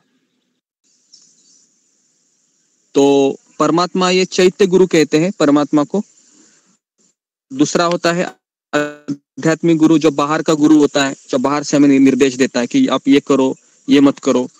और चैत्य गुरु मतलब परमात्मा जो मेरे भीतर है, आपके भीतर है। कितने लोगों के मन में ऐसा आवाज आता है कि ये मत करो गलत है, आवाज आता है अंदर से। कभी कभी आप कोई चीज करने जाते हैं, अंदर से आवाज आता है कि अरे ये नहीं करना चाहिए, है ना, तुम भगत है करके माला करता है, ऐसे कैसे, है ना, आवाज आता है ऐसे। कितने लोगों के हृदय से आवाज आता है कि यहाँ नहीं जाना चाहिए, अरे भगवान को अर्पण नहीं किया हुआ है, कैसे खा सकते हो तुम, ऐसे आवाज आती है। या तुम्हारी माला नहीं हुई, 15 ही माला हुई है, एक माला किया ही नहीं तुमने, आता है ना ऐसा आवाज। यह आवाज किसका होता है? यह आवाज होता है परमात्मा का, चैत्य गुरु जो हमारे भीतर है, आपके भीतर है, सबके भीतर है। ओके, चैत्य गुरु कहते हैं इसको। तो ऐसे भगवान है वो दो रूपों में अपने आप को प्रकट करते हैं, आध्यात्मिक गुरु और चैत्य गुरु। ठीक है, तो अभी इसमें अभी सबसे बड़ी मजे की बात यह है कि आध्यात्मिक गुरु है ये स्वयं जीव ही रहता है, जीवात्मा रहता है, लेकिन जो उसको स्वीकार करता है आध्यात्मिक गुरु के रूप में, और जितना वो उनके प्रति भाव प्रकट करता है, उतना उस शिष्य को भगवान अपनी कृपा देते हैं। और उसने जिसको आध्यात्मिक गुरु स्वीकार किया है, अगर उसका भाव अगर नहीं है अपने गुरु के प्रति, तो फिर उस शिष्य का ज्यादा प्रगति होगा, है ना, जिसने उसको आध्यात्मिक गुरु के रूप में स्वीकार किया है। आपको समझ में आ रहा है? ठीक है, तो अभी मैं आपको समझा रहा हूँ। जैसे अभी मान लो कि किसी का उदाहरण देना भी गलत लग रहा है, तो फिर मैं अपना ही उदाहरण देता हूँ। तो मान लो कि अगर मैं किसी को शिक्षा दे रहा हूँ और अगर उस व्यक्ति के मेरे प्रति बहुत अच्छे भाव है ना, लेकिन मेरे गुरु के प्रति कोई भाव ही नहीं है मान लो, है ना, तो मेरी प्रगति नहीं होगी, लेकिन उस व्यक्ति की प्रगति आसानी से होगी, क्योंकि उसका समर्पण, उसके भाव उसके आध्यात्मिक गुरु के प्रति ज्यादा है। तो इसलिए वो एक पोस्ट नहीं है। पोस्ट तो क्या है, कोई भी अगर कोई ज्ञान देता है तो वो बनना कोई बड़ी बात नहीं है, लेकिन उससे भी ज्यादा जरूरी है कि मुझे मेरे आध्यात्मिक गुरु के प्रति कितना समर्पण है, कितने मेरे भीतर भाव है, वो ज्यादा मैटर करता है। ये नहीं कि बस मैंने मन से मान लिया उसको, बस ऐसा नहीं होता है। ये सारी बीतें है ना, ये सारी चीजें समर्पण में आ जाती है, प्रवेश करती है, मानने से नहीं होता है ना। तो ये कोई ऐसा भौतिक रिश्ता नहीं है कि बस, है ना, कि आपने मेरी इच्छा को पूर्ण किया, मैंने आपको किया, बस हो गया, कुछ सालों के लिए हम रहे, बाद में अभी तुम्हारा मेरा जमता नहीं, तुम चले जाओ। ऐसा नहीं होता ये रिश्ता, है ना। इसके लिए कई लोग इस रिश्ते को भौतिक स्तर पर देखते हैं और फिर इसको चले जाते हैं, फिर छोड़कर, और फिर वापस वही चीज हो जाता है। ओके, तो यहाँ पर हमको कविराज गोस्वामी है सुंदर तरीके से बता रहे हैं कि दो रूप होते हैं। श्लोक क्रमांक 49 आगे जी, 49 में लिखते हैं कि तो चैत्य गुरु का यहाँ पर महिमा बताया गया है। जो लोग मेरी सेवा में निरंतर समर्पित रहते हैं, मैं उन्हें ऐसा ज्ञान देता हूँ जिसके द्वारा वो मेरे पास आ सके। गीता का श्लोक है ये। कौन सा वो श्लोक है? तेषाम सतत युक्तानाम भजताम प्रीति पूर्वकम ददामि बुद्धि योगम तम येन माम उपयान्ति। तो ये वो श्लोक है जिसमें वह भगवान है, वह इस तरीके से बताते हैं।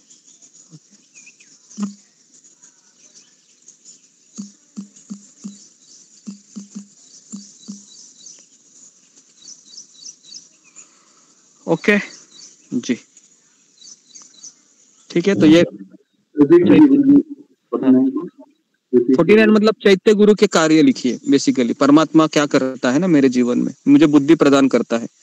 बेसिकली हमें आध्यात्मिक गुरु से कौन मिलवाता है, या फिर हमको जो अंदर से आवाज आती है ना कि ये लोग अच्छे, इनके साथ भक्ति करो, तो परमात्मा का ही गाइडेंस होता है। परमात्मा ही एक्चुअली हमें कृष्ण के पास भेजते हैं, है ना। चैत्य गुरु पहला हमारा रोल होता है, चैत्य गुरु का। लेकिन कभी कभी चैत्य गुरु का बात नहीं मानते हम। क्यों नहीं मानते हैं? क्योंकि दो आवाज निकलती है हमारे अंदर से। एक बोलता है भक्ति करो, दूसरा बोलता है भक्ति मत करो, मजा करो। तो कभी कभी जो दूसरा आवाज होता है ना, वो बहुत ज्यादा ऊंचा हो जाता है। मजा करो, मजा करो, मजा करो। तो उस मजा करो के आवाज में है ना, वो परमात्मा का आवाज, चैत्य गुरु का आवाज दब जाता है।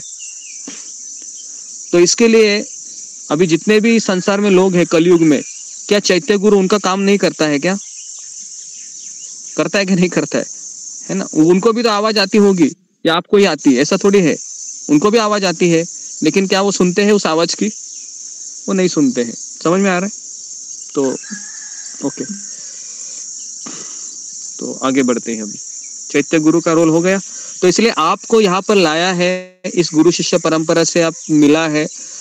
एक्चुअली हम इमेजिन भी नहीं कर सकते हैं कि हम ऐसी गुरु परंपरा से जुड़े हैं जो गोलोक वृंदावन का प्रतिनिधित्व कर रहा है, जिसमें स्वयं चैतन्य महाप्रभु आए हैं, रूप गोस्वामी, सनातन गोस्वामी जैसे आचार्य आए हैं, भक्तिविनोद ठाकुर, शिला प्रभुपाद जी, ऐसे महान महान आचार्य आए हैं। इनके शिष्य की जीवनी में हम देखते हैं, हम लादिनी माता जी का जीवनी हम सुन रहे हैं, पढ़ रहे हैं, शिला प्रभुपाद का जीवनी हमने सुना है। कहाँ ऐसे लोग हमने देखे हैं? मैंने तो अपनी जिंदगी में ऐसे लोग कभी देखे भी नहीं, सुने भी नहीं है। लेकिन जब अभी हम इस परंपरा से के भीतर प्रवेश किए, तब पता चला कि ये लादिनी माता जी एक लेडीज है, अमेरिकन लेडीज। क्या अंदर इसके भाव है, कहाँ से प्रकट हुए? राधानाथ स्वामी महाराज देखिए, और परम पूज्य जयपताका स्वामी महाराज, जो अभी भी इतने उनको शारीरिक बीमारी होने के बाद भी वो अपने गुरु की मिशन में लगे हुए हैं। तो मैं तो कभी देखा नहीं, और हम ये कभी सुन भी नहीं सकते बाहर की जगत में कि ऐसे भी कोई संसार में लोग होते हैं जो निस्वार्थ भाव से अपनी शरीर की तकलीफों को सहन करते हुए, है ना, बस उस आज्ञा को निभा रहे हैं। वो अनइमेजिनेबल है ना। और यही बात इस परंपरा की सबसे सुंदर है। और ये हमारा कितना बड़ा सौभाग्य है कि हम इस परंपरा से जुड़े हैं, जान रहे हैं, समझ रहे हैं, पढ़ रहे हैं, है ना। ओके जी, तो अभी हम श्लोक क्रमांक 50 में है। ओके, श्लोक क्रमांक 50 में कहते हैं कि भगवान ने पहला ज्ञान किसको दिया? ब्रह्मा जी को दिया, और उन्हें आत्म साक्षात्कार हो गया। ठीक है, ये 50वां श्लोक है ना। शुरुआत कर रहे हैं कि अभी ज्ञान की महिमा का कर रहे हैं। कैसे दिया? किसको पता है कि भगवान ने ब्रह्मा जी को ज्ञान कैसे प्रदान किया? फिंगर को रेज कीजिए। भागवत हमने एक बार बताई थी, दूसरे स्कंद में थोड़ा बहुत हमने चर्चा की थी, कैसे ब्रह्मा जी को ज्ञान दिया भगवान ने। वो स्टोरी भी मैंने सुनाई थी जी। ममता पाल। हरे कृष्ण गुरु दंडवत प्रणाम। गुरु जी उनके अंदर अंदर से उनको उन्होंने वो आदेश दिया था भगवान ने, मतलब परमात्मा परमात्मा से दोनों अंदर से उन्होंने आदेश दिया। मुझे उतना याद नहीं आ रहा, मतलब दोनों सामने सामने नहीं, दूर से ऐसा आपने बताया था श्रीमद् भागवत में समाचार से। ओके, तो आपको याद है जब ब्रह्मा जी का जन्म हुआ ना नाभि से, तब पूरे जगह अंधकार था, पूरा अंधेरा था, कुछ दिखाई नहीं दे रहा था ब्रह्मा जी को। तो फिर ब्रह्मा जी खोज रहे थे कि मेरा जन्म कहाँ से हुआ, तो उस डंडी के जो कमल नाल था ना उसके भीतर प्रवेश किए, उधर भी अंधेरा था। तो बहुत खोजा खोजा खोजा, कुछ पता नहीं चला, तो उन्होंने दो शब्द सुनाई दिए। वो दो शब्द क्या थे? त और प, तप। और इस तरीके से उन्होंने तपस्या की हजारों साल, और फिर उनको भगवान ने हृदय के भीतर ज्ञान प्रकट किया। ठीक है, तेने ब्रह्म हृदय आदि कवये मुह्यंति यत् सूरयो, है ना, पहला श्लोक हम भागवत का बोलते। ठीक है, तो ये हो गया। अभी अगला श्लोक लिखिए 51 में बताते हैं, कृपया ध्यान से सुनिए कि मैं आपसे क्या बात कर रहा हूं, है ना। तो अभी वो थोड़ा सा है ना, जो पढ़ने वाले लोग हैं, पाठक, उनको कह रहे ध्यान से सुनिए मैं आपसे क्या बात कर रहा हूं, क्योंकि मेरे बारे में दिव्य ज्ञान न केवल वैज्ञानिक है बल्कि रहस्य से भरा हुआ है। अभी इस ज्ञान की महिमा बताई गई। ज्ञान की दो महिमा है, पहला है वैज्ञानिक है, दूसरा है रहस्य से भरा हुआ है। रहस्य क्या है कि कब ये ज्ञान रिवील्ड होगा पता नहीं है, बराबर है। अभी हम ये ज्ञान प्राप्त कर रहे हैं, हम सबको पता है ना, कि अपनी जिंदगी का रिमोट कंट्रोल किसी दूसरे को मत देना, हम सबको पता है ना, कि वो बटन दबाए मैं हंसू, वो बटन दबाए मैं रोऊं, वो बटन दबाए मैं चिल्लाऊं, हम सबको पता है, ये ज्ञान हो गया, बराबर है। लेकिन अभी इसका रहस्य कब खुलेगा? जब मैं इसको जीवन में उतारूंगा। उतारने के बाद मेरे भीतर कई ऐसे मुश्किलें आएगी, है ना, फिर उसमें से सॉल्यूशन ढूंढते ढूंढते ढूंढते ढूंढते धीरे धीरे फिर वो रहस्य प्रकट होगा। तो एक हो गया ज्ञान, दूसरा होता है विज्ञान। तो आध्यात्मिक ज्ञान में ये दो खासियत है ना, बराबर है। हम सबको पता है कि लोग तो बोलते रहेंगे, लोगों का काम ही है कहना, है कि नहीं, लेकिन फिर भी हमको पता है कि लोगों का सुनना नहीं, शास्त्र का, गुरु का सुनना है। लेकिन ऐसे कई बार होता है कि लोगों की सुनकर हम आध्यात्मिक विनाश कर बैठते हैं। तो ऐसा क्यों होता है? क्योंकि ज्ञान है लेकिन विज्ञान नहीं है, रहस्य अभी तक छिपा हुआ है। ओके, तो आध्यात्मिक जीवन में सबसे बड़ा जो समस्या है वो है लोग क्या कहेंगे। मैं भक्ति कर रहा हूँ, लोग क्या कहेंगे, लोग मेरा मजाक उड़ाएंगे, लोग मुझे बेवकूफ कहेंगे, लोग मुझे पागल कहेंगे। तो लोगों के ओपिनियन की इतनी चिंता होती है कि हम अपनी महत्वाकांक्षा को ही भूल जाते हैं कि मुझे जीवन में क्या करना है। तो इसके लिए एक फॉर्मूला है कि कभी ये मत सोचिए कि लोग क्या कहेंगे, है ना। अगर आप भक्ति करेंगे तो भी लोग आपकी निंदा करेंगे, अगर आप भक्ति नहीं भी करेंगे तो भी लोग आपकी निंदा करेंगे, है ना। तो मैंने पिछले 20 साल है मैं केवल भक्तों का सुनता हूँ और मैं किसी का नहीं सुनता हूँ, है ना। बहुत लोगों ने मुझे समझाने का प्रयास किया लेकिन मेरा दिल मानता ही नहीं है। कैसे मैं असत्य के ऊपर चलूं? सत्य मुझे दिखाई दे रहा है, दुनिया कह रही असत्य के मार्ग पर, कैसे चलूं मैं? अंदर से इच्छा ही नहीं हो रही। तो इसके लिए अपने भीतर की आवाज की सुनिए। अभी ये ज्ञान हो गया, लेकिन हम ये जब इसको प्रैक्टिकल में उतारते हैं तो कई मुश्किलें आती है। तो इसके लिए आध्यात्मिक जीवन एक रहस्य है, और ये रहस्य कब खुलता है? ये रहस्य गुरु की कृपा से खुलता है, भक्तों की कृपा से खुलता है। ओके, तो ये हो गया 51। 52 श्लोक क्रमांक 52 में लिखा है कि मेरी अहेतु की कृपा से। अभी कैसे ये ज्ञान प्रकट होगा, रहस्य? तो ये अगले श्लोक में लिखा है, मेरी अहेतु की कृपा से। उसके बाद मेरी दिव्यता से, मेरे व्यक्तित्व, अभिव्यक्ति, गुण, लीला के बारे में ये ज्ञान अवगत होगा। ओके, बेसिकली नाम रूप गुण लीला ऐसा लिखिए और उसमें लिखिए भगवान की अहेतु की कृपा से ही ये ज्ञान प्रकट होगा, है ना। वही हो गया है ना। अभी तो हम सुबह उठ रहे हैं, सब कुछ कर रहे हैं, संघर्ष कर रहे हैं, लेकिन रहस्य अभी भी छिपा हुआ है ना। रहस्य कब प्रकट होगा? जब कोई वैष्णव मेरे ऊपर प्रसन्न होगा, और वैष्णव को प्रसन्न करना आसान नहीं है, कठिन है। ओके जी, अगला श्लोक 53। श्लोक क्रमांक 53 में बताते हैं कि कहते हैं कि ब्रह्मांड की सृष्टि की रचना से पहले केवल मैं अस्तित्व में था। मतलब कौन थे? मैं मतलब भगवान थे। और कोई भी घटना अस्तित्व में नहीं है, न तो स्थूल सूक्ष्म सृष्टि के बाद सब में मैं विद्यमान रहता हूँ, और प्रलय के बाद भी मैं नित्य रहता हूँ। तो इसको लिखिए कि भगवान ने ही ब्रह्मांड की रचना की। वो पहले भी थे, ब्रह्मांड की रचना करने के बाद भी थे, और ब्रह्मांड में प्रलय होता है उसके बाद भी वो रहेंगे।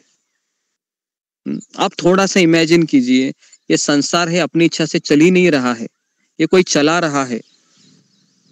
3 गुण इसको चला रहे हैं। थोड़ा सा समझ जाइए। जैसे शाम होती है, रात होती है, तुरंत हमको नींद आने लगती है। सुबह होती है तो आँख खुलती है। दोपहर में हम दौड़ते रहते हैं। तो ये सब रजोगुण, तमोगुण, सत्वगुण हमको ड्राइव कर रहा है, और हमें लगता है कि मैं दुनिया को चला रहा हूँ, मैं संसार को चला रहा हूँ। ऐसा हो ही नहीं सकता। पूरा है एक तरीके से भगवान ने सब कुछ, है ना, जीवात्मा को नियंत्रण में रखा हुआ है। जैसे एक बैल को बांधते हैं ना कोई किसान किसी पेड़ से, जैसे यहाँ पर बांधा है ना, 2 बैल है मेरे सामने, तो रस्सी से बांधा हुआ है, तो कहाँ तक घूम सकते हैं वो, है ना, बताइए कहाँ तक घूम सकते हैं वो? जहां तक उनकी डोरी रस्सी है ना, उनको इजाजत देगी जाने की। बराबर है। ये देखो मेरे सामने ही है, वो दिखा रहा हूं, ये 2 बैल है ना, खा रहे बेचारे। बराबर है। अब ये कब तक खाते रहेंगे? जब तक उनका वो रस्सी है उनको अलाउड करेगा। तो उसी तरह से हम सब जीवात्माएं हैं। कितना हम दौड़ेंगे, जितना वो रस्सी हमको दौड़ने देगी। जैसे और दौड़ने चाहेंगे, खट करके, है ना, खट करके वो रस्सी हमें वापस पीछे खींचेगी। बस ऐसा ही संसार है। तो कितना दौड़ेंगे हम, कहाँ तक दौड़ेंगे? तो इसके लिए भगवान ने सबको नियंत्रण में रखा है ना। और कोई गलत चीज हो जाती है तो फिर उसका भी हिसाब किताब होता है। तो सारी चीजें हैं। इसके लिए इस संसार में ऐसा कोई चीज नहीं है जो न समझ में आए। सब कुछ समझ में आ रहा है। मृत्यु हो रहा है, हॉस्पिटल में जन्म भी हो रहा है ना। तो इसके लिए भगवान पहले भी थे, अभी भी है, देख रहे हैं मुझे। बराबर। एक बार किसी ने प्रश्न पूछा कि भगवान का आध्यात्मिक जगत में भगवान क्या करते हैं? एक राजा ने सवाल पूछा, है ना। तो सारे मंत्रियों वहां पर खड़े थे। तो मंत्री बोले कि हमें नहीं पता भगवान क्या करते आध्यात्मिक जगत में ऊपर। तो कहा कि पुरोहित को लेके आओ। पुरोहित आ गया वहां पर। पुरोहित को कहा कि तुम बहुत शास्त्र पढ़ता है ना, बताओ मुझे भगवान क्या करते हैं ऊपर। तो पुरोहित ने कहा कि मुझे भी नहीं पता है। तो कहा जाओ, तुमको मैं 7 दिन देता हूँ, सारे शास्त्र पढ़ो और बताओ भगवान क्या करते हैं। तो फिर वो चला गया। 6 दिन हो गया, सारे शास्त्र पढ़े, उसको उत्तर ही नहीं मिला। तो 7वें दिन सोचा कि अगर उत्तर नहीं मिला तो ये मुझे राजा तो फांसी चढ़ाएगा। तो भागने की तैयारी कर रहा था। तो जैसे भागने की तैयारी कर रहा था तो गांव की सीमा में उसको शाम को एक जो गाय बकरे चराते हैं ना, चरवाहा लड़का मिला उसको। तो चरवाहा लड़का बोला कि अरे पुरोहित जी कहाँ जा रहे हो आप पूरा सामान लेके? कहते कि मैं गांव छोड़ के जा रहा हूँ। क्यों भाई आप जा रहे हो? तो अभी चलो इसको बता देता हूँ। तो राजा ने कहा, उस पुरोहित ने कहा कि राजा ने मुझे सवाल पूछा है कि भगवान क्या करते हैं आध्यात्मिक जगत में, तो मुझे इसका उत्तर ही नहीं पता है, तो इसके लिए मैं भाग रहा हूँ, जा रहा हूँ करके। तो उस चरवाहे लड़के ने कहा बस इतनी सी बात है, चलो मैं उसका उत्तर देता हूँ। तो अभी पुरोहित ने सोचा इसके ऊपर भरोसा रखूं या ना रखूं। तो थोड़ा रिस्क लेके चलते हैं। देखो दुनिया में सारी चीजें होती है ना, रिस्क लेने से ही होती है। अगर आपको लगेगा बिना रिस्क लेके सब होगा, बिल्कुल नहीं होगा। तो फिर पुरोहित सोचता है कि चलो रिस्क ले लेता हूँ। तो रिस्क ले लिया और कहा कि तुमको पता है ना, हाँ हाँ पुरोहित जी आप बिल्कुल चिंता मत कीजिए, बस मुझे राजा के सामने खड़ा कीजिए, मैं सारा चीज उसको बोल दूंगा। तो इससे है ना। तो अगले दिन दरबार में पुरोहित लेकर आ गया उस चरवाहे लड़के को, और राजा ने पूछा, पुरोहित क्या तुमने उसका उत्तर ढूंढा कि भगवान क्या करते हैं आध्यात्मिक जगत में? तो पुरोहित ने कहा कि इतना सिंपल सवाल था आपका कि हमारे गांव का एक चरवाहा लड़का भी इसको जानता है, तो ये इसका उत्तर देगा। तो चरवाहा लड़के को बुलाया गया, तो राजा ने उसको पूछा, हाँ बोलो भाई क्या करता है भगवान? तो चरवाहे लड़के ने कहा कि इस प्रश्न का उत्तर देने के लिए मुझे आपके सिंहासन पर बैठना पड़ेगा और आपको नीचे आना पड़ेगा। तो राजा को लगा कि ये क्या बात कर रहे हैं, लेकिन उत्तर चाहिए था।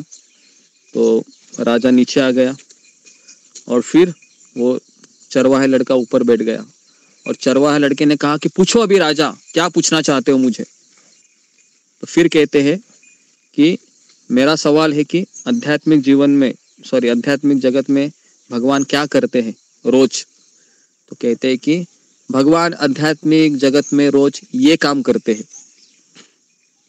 बस इतना ही बोलते हैं। तो राजा बोलता है ये काम कर रहे मतलब क्या कर रहे हैं?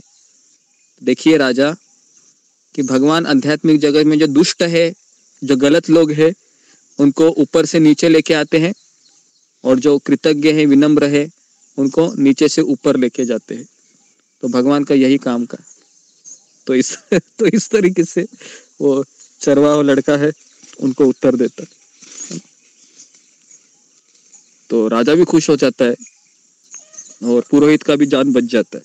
क्यों बच गया पुरोहित का जान? रिस्क ले लिया उसने जीवन में रिस्क लेने से ही बड़े बड़े काम होते हैं।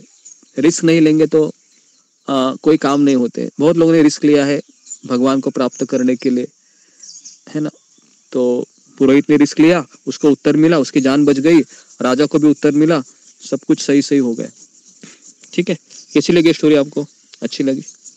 ओके, तो आगे बढ़ते हैं। तो ओके जी, तो मैंने ये टॉपिक इसके लिए निकाला क्योंकि भगवान पहले भी थे, अभी भी है, बाद में भी रहेंगे। हाँ, आप चिंता मत कीजिए, है ना। आप सोचते हैं कि मैं मर जाऊंगा तो मेरे बच्चों का क्या होगा, मेरे पोतों का क्या होगा। अरे भाई, आपने ठेका नहीं लेके रखे हैं, भगवान सबका कर रहे हैं, है ना। बराबर है। यहाँ पर देखो मेरे सामने मुर्गी है, उसके 4 बच्चे दौड़ते रहते हैं। मैं उनको देखता हूँ कि शाम तक उनका पेट भर जाता है ना। तो आप लोग इतना क्यों उनके पीछे उनका चिंता करते बैठते हैं? मनुष्य ही ज्यादा चिंता करता है, बराबर है, अपने बच्चों के लिए हद से ज्यादा चिंता करता रहता है, और उसी में उसका ज्यादा एनर्जी चला जाता है।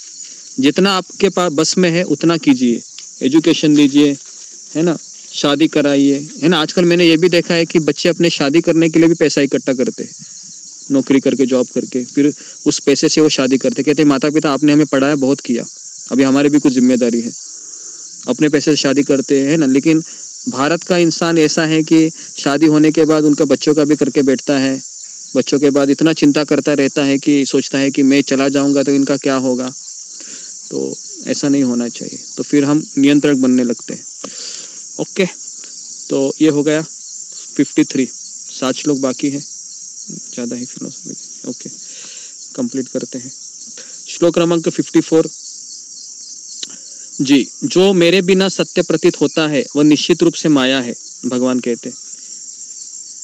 लिखिए ऐसे, जो मेरे बिना आपको लग रहा है कि सत्य है, जिसमें मैं नहीं हूं लेकिन लग रहा है ये सत्य है, लेकिन वो असत्य है, माया है।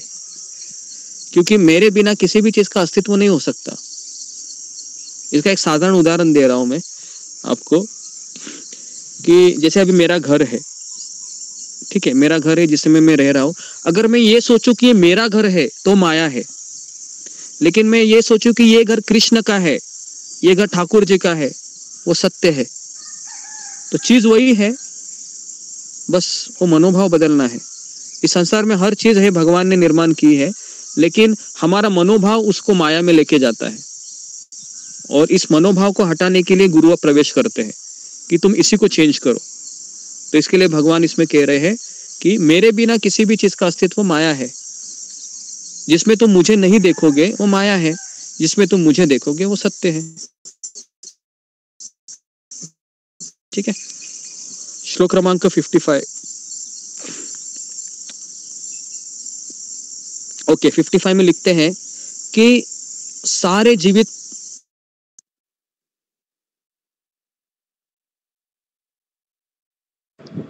आवाज नहीं आ रही।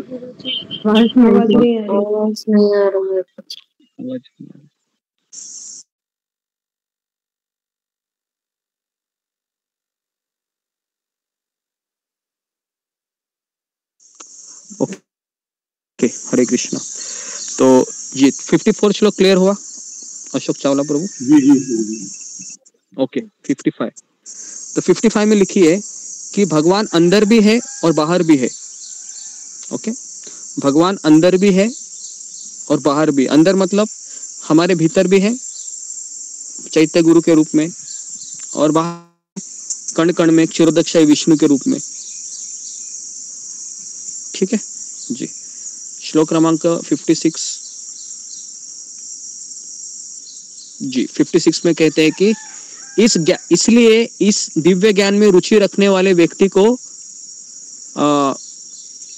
सर्वव्यापी सत्य को जानने के लिए पूछताछ करनी चाहिए। ये कहते हैं 56 को। क्यों पूछताछ करनी चाहिए? आध्यात्मिक ज्ञान में रुचि रखने वाले व्यक्ति को पूछताछ करनी चाहिए, प्रत्यक्ष या अप्रत्यक्ष रूप से।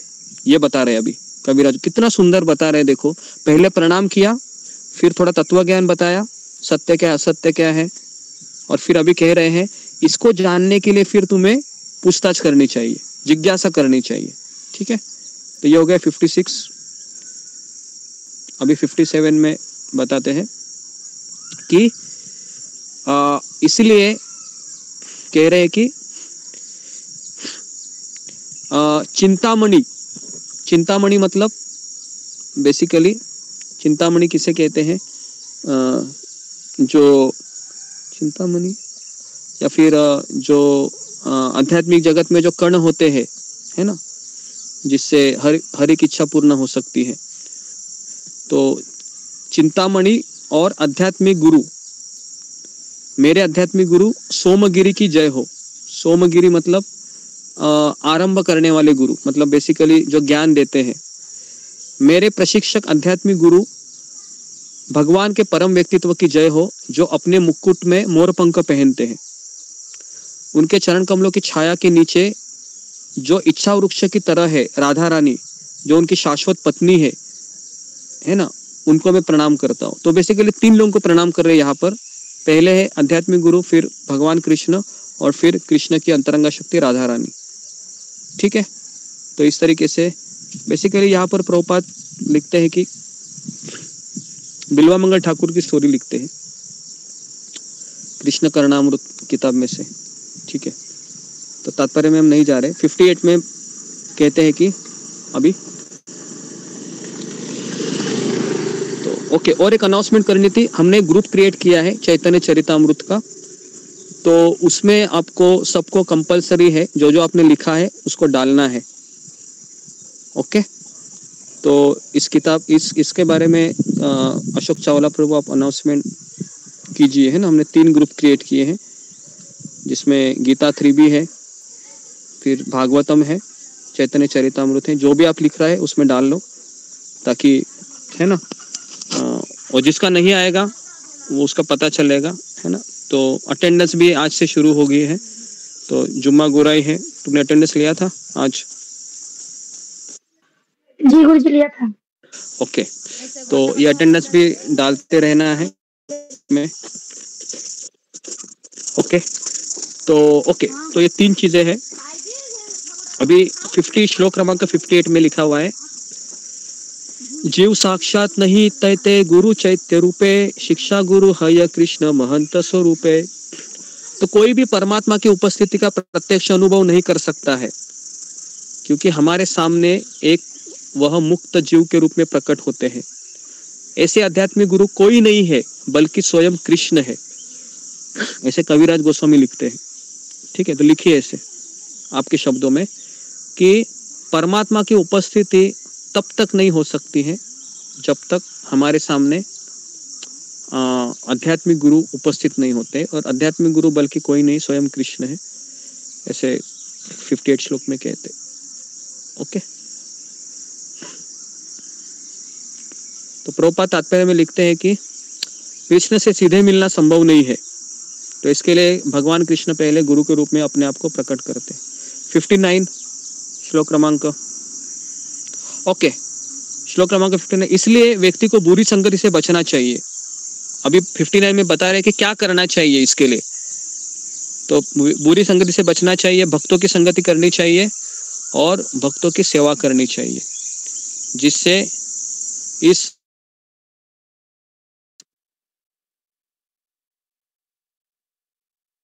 गुरुजी आवाज नहीं आ रहा है। आवाज नहीं आ रहा है।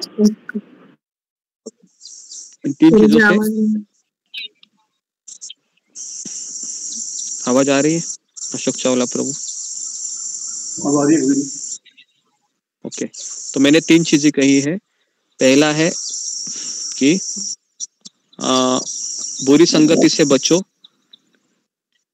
भक्तों की संगति करो, और तीसरा है भक्तों की सेवा करो। ठीक है, ये 3 चीजें हैं। 59 हो गया। इससे क्या होगा? इससे गांठ टूट सकती है। ओके, और आखिरी श्लोक आज का 60। ओके जी, 60 श्लोक में लिखा है, अभी भगवान के आध्यात्मिक रूप से शक्तिशाली संदेश पर केवल भक्त के समाज में ही चर्चा की जा सकती है। मतलब भक्तों का संग की महिमा अभी बताइए। लिखिए श्लोक क्रमांक 60 में लिखिए, भक्त की संग की महिमा। यदि कोई भक्तों से सुनता है तो उसके दिव्य अनुभव के मार्ग तुरंत खुल जाते हैं और धीरे धीरे श्रद्धा विकसित होती है। ओके, तो ये हो गया 60 श्लोक, भक्तों की संग की महिमा, सुनना और संगति करना भक्तों की, इससे प्रेम बढ़ जाता है। तो इस तरीके से हमने 60 श्लोक कवर किए 2 दिनों में। तो ओके, तो इस तरीके से पहला चैप्टर अभी हम अगले हफ्ते ही कवर करेंगे, अगला जो बचा हुआ है सोमवार के दिन। तो ऐसे हमारे 3 दिनों में एक पहला चैप्टर कंप्लीट होगा। ठीक है, और फिर जैसे पहला चैप्टर कंप्लीट होता है मैं कुछ क्वेश्चन निकालता हूँ, क्वेश्चन भी देता हूँ, उसको भी आप लिखिए उसके बाद।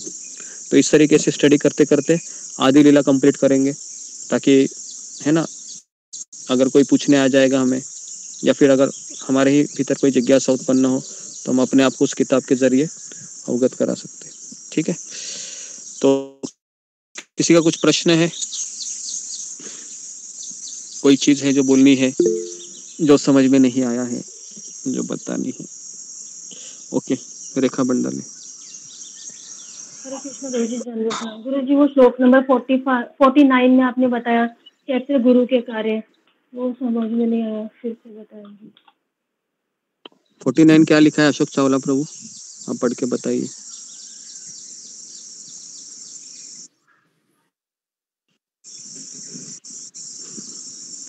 कैसे गुरु की महिमा जो मेरी सेवा में रहते हैं, उसमें ऐसी बुद्धि प्रदान करता हूँ जिससे उसकी प्रगति तीव्र गति से कृष्ण प्रगति होती है।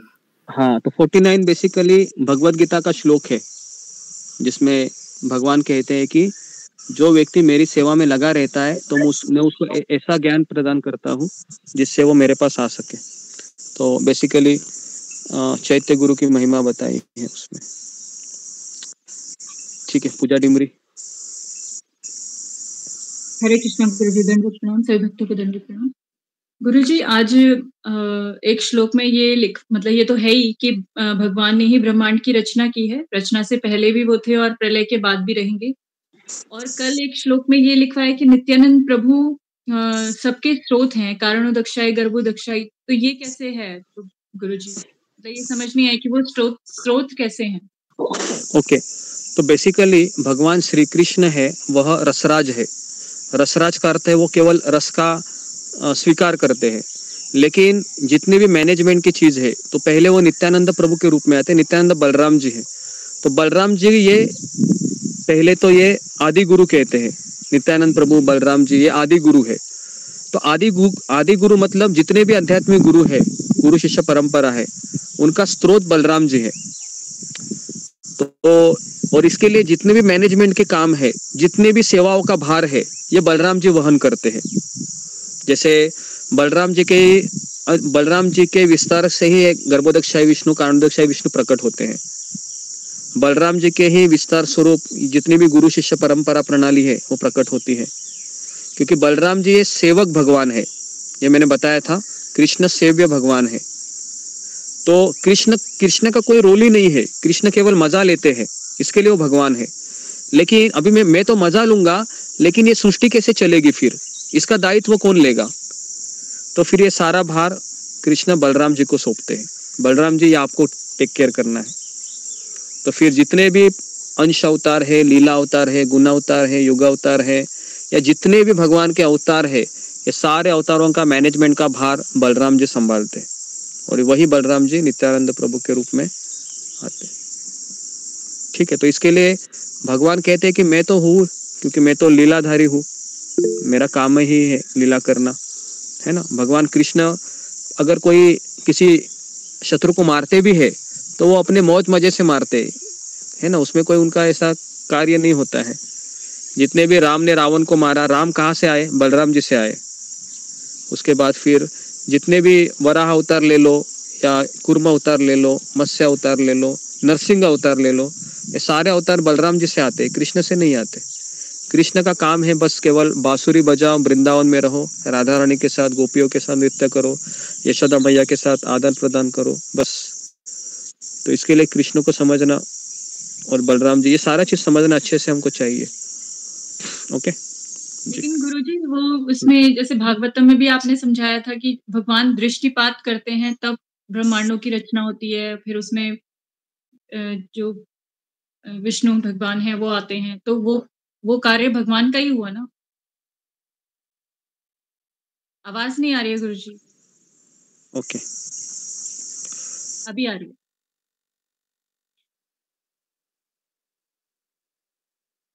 जी, तो मैंने कहा कि कौन से भगवान दृष्टिपात करते हैं उसमें, बताओ तुम पूजा। भगवान तो हम कृष्ण भगवान को ही मान रहे हैं कि वो सबसे पहले वही थे। वही तो बात तुमको समझ में नहीं आ रही है ना। कृष्ण भगवान है, लेकिन वहां पर जो दृष्टिपात करने की बात हो रही है, ये कौन से भगवान की बात हो रही है? तो वो हो रही है कारणोदकशाही विष्णु की बात हो रही है, जो महाविष्णु है, वह दृष्टिपात करते हैं इस संसार में, फिर वो सृष्टि उत्पत्ति होती है। कृष्ण तो उधर ही बैठे हैं, समझ में आ रहा है? जैसे अभी लोग कोई ऑफिसर है ना, उसकी फैक्ट्री है, मान लो वो ओनर है, जैसे धीरूभाई अंबानी है या मुकेश अंबानी है। अभी मुकेश अंबानी कहाँ बैठा है? अपने पत्नी के साथ बेडरूम में बैठा है, लेकिन उसका सारा काम हो रहा है कि नहीं हो रहा है? उसका काम पूरे, उसकी जियो कंपनी चल रही है। क्यों चल रही है? क्योंकि बहुत सारे लोग उसके नीचे है ना, काम कर रहे हैं वो। समझ में आ रहा है आपको? तो कृष्ण राधा रानी के साथ बैठे हुए हैं गोलोक वृंदावन में, मजाक कर रहे हैं, लेकिन ये सृष्टि का काम कैसे चल रहा है? तो उन्होंने महाविष्णु है, कारणोदकशाही विष्णु है, बलराम जी है, सदाशिव है, ये सारे उनके मैनेजमेंट टीम है, ये सब काम कर रही है। ओके, तो जब जब ये भगवान की बात आती है ना, तो तुम डायरेक्ट कृष्ण की तरफ मत लेके जाओ अपने आप को, उनके विस्तार में लेके जाओ। उनके विस्तार कितने हैं देखो, वो काम कर रहे हैं उसके। समझ में आया या नहीं आया? जी गुरुजी। ओके, नेक्स्ट रेखा पायल। हरे कृष्णा गुरुजी, वंदन प्रणाम से भक्तों को वंदन प्रणाम। गुरुजी जैसे आपने बताया कि चैत्य गुरु जो हमारे मन से आवाज आती है और हमें बताते हैं कि हाँ ऐसे करो वैसे करो, तो वो तो हमारा मन भी है। तो मन और चैत्य गुरु में हम, क्योंकि मन कहते हैं कि मन, अगर हम मन के सुनते हैं तो हम गलत रास्ते में जा सकते हैं, तो उसमें क्या डिफरेंस है? जी जी, ये बहुत अच्छा सवाल पूछा है रेखा पायल माता जी ने, कि कैसे पता चलेगा कि वो मन की आवाज है या कृष्ण की आवाज है। तो बहुत सिंपल है, अगर वो आवाज मुझे कृष्ण के करीब लेके जा रही है वो आवाज मुझे मेरी कृष्ण की सेवा के करीब लेके जा रही है, तो वो कृष्ण की आवाज है। और जो आवाज मुझे कृष्ण से दूर लेके जा रही है, मुझे सत्संग से दूर लेके जा रही है, वो आवाज मेरे मन की है। ठीक है, तो जी गुरुजी। तो उसको समझना सिंपल है। ओके, आखिरी क्वेश्चन शिनू मिश्रा। हरे कृष्ण प्रभु जी। प्रभु जी, इसमें आपने ये टॉपिक बताया था कि नित्य सिद्ध शरीर और एक साधक शरीर और एक कर्मों से बना शरीर, तो इनमें मतलब समझ में नहीं आया इनके तीनों का डिफरेंस मतलब क्या है? नित्य सिद्ध शरीर होता है जो हमारा सच्चिदानंदमय शरीर होता है, जो हमारा स्वरूप होता है। साधक शरीर ये हमारा नहीं हो सकता है। साधक शरीर जो भगवान के पार्षद है ना, जो इस संसार में आकर लीला करते हैं, जैसे रूप गोस्वामी, सनातन गोस्वामी, है ना, विश्वनाथ चक्रवर्ती ठाकुर, शिला प्रभुपाद जी, ये इनका साधक शरीर है। तो साधक शरीर ये हमको नहीं होता है। साधक शरीर ये केवल भगवान के पार्षदों को ही मिलता है यहाँ पर, जो उस शरीर में भगवान की जो लीलाएं है या भगवान के जो कार्य है वो सिद्ध करते हैं। लेकिन हमारा शरीर है ये कर्मों से बना हुआ है, मतलब पिछले जन्म के कर्मों से मैं इधर, है ना, मेरा भी शरीर है वह एक तरीके से है ना, जैसे आप मुझे देख रहे हो, तो ये जो शरीर मुझे प्राप्त हुए कर्मों से मिला है। पिछले जन्म के मेरे कर्म थे जिसके कारण मुझे ऐसे माता पिता मिले या फिर इस तरीके से। तो इसको कहते हैं बद्ध हमारा शरीर, या इसको बोलते हैं प्राकृत शरीर, जो प्रकृति के द्वारा हमें प्रदान किया गया। ठीक है, तो इसके लिए इसको समझना आसान है। तो इसके लिए हमारा कभी साधक देह कभी होगा जब हम आध्यात्मिक जगत में जाएंगे, भगवान हमें कोई सेवा देंगे कि चलो अभी तुम्हें मेरे साथ चलना है। जैसे भगवान अर्जुन को कहते हैं, अर्जुन चलो अभी तुमको मेरे साथ, तुमको नर बनना है, मैं नारायण बनूंगा, है ना। तो इस तरीके से फिर उनका शरीर अलग अलग होते हैं।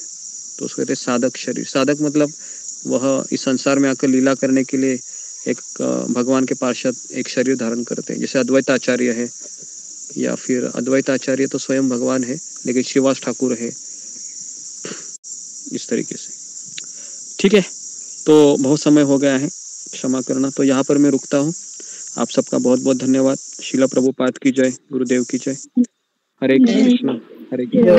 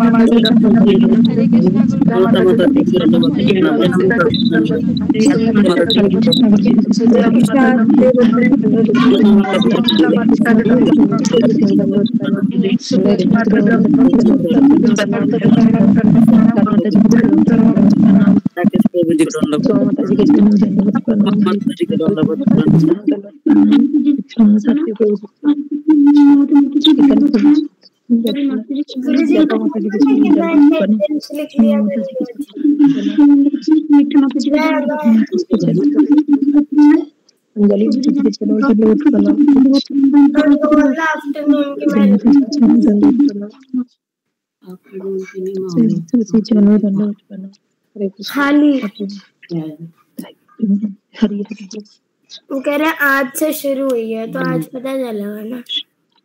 तो उनको बोल दो ना आफ्टरनून के, मैं लिख दिया करूंगी, चाहिए होगी तो भी ठीक है, नहीं चाहिए तो भी ठीक है।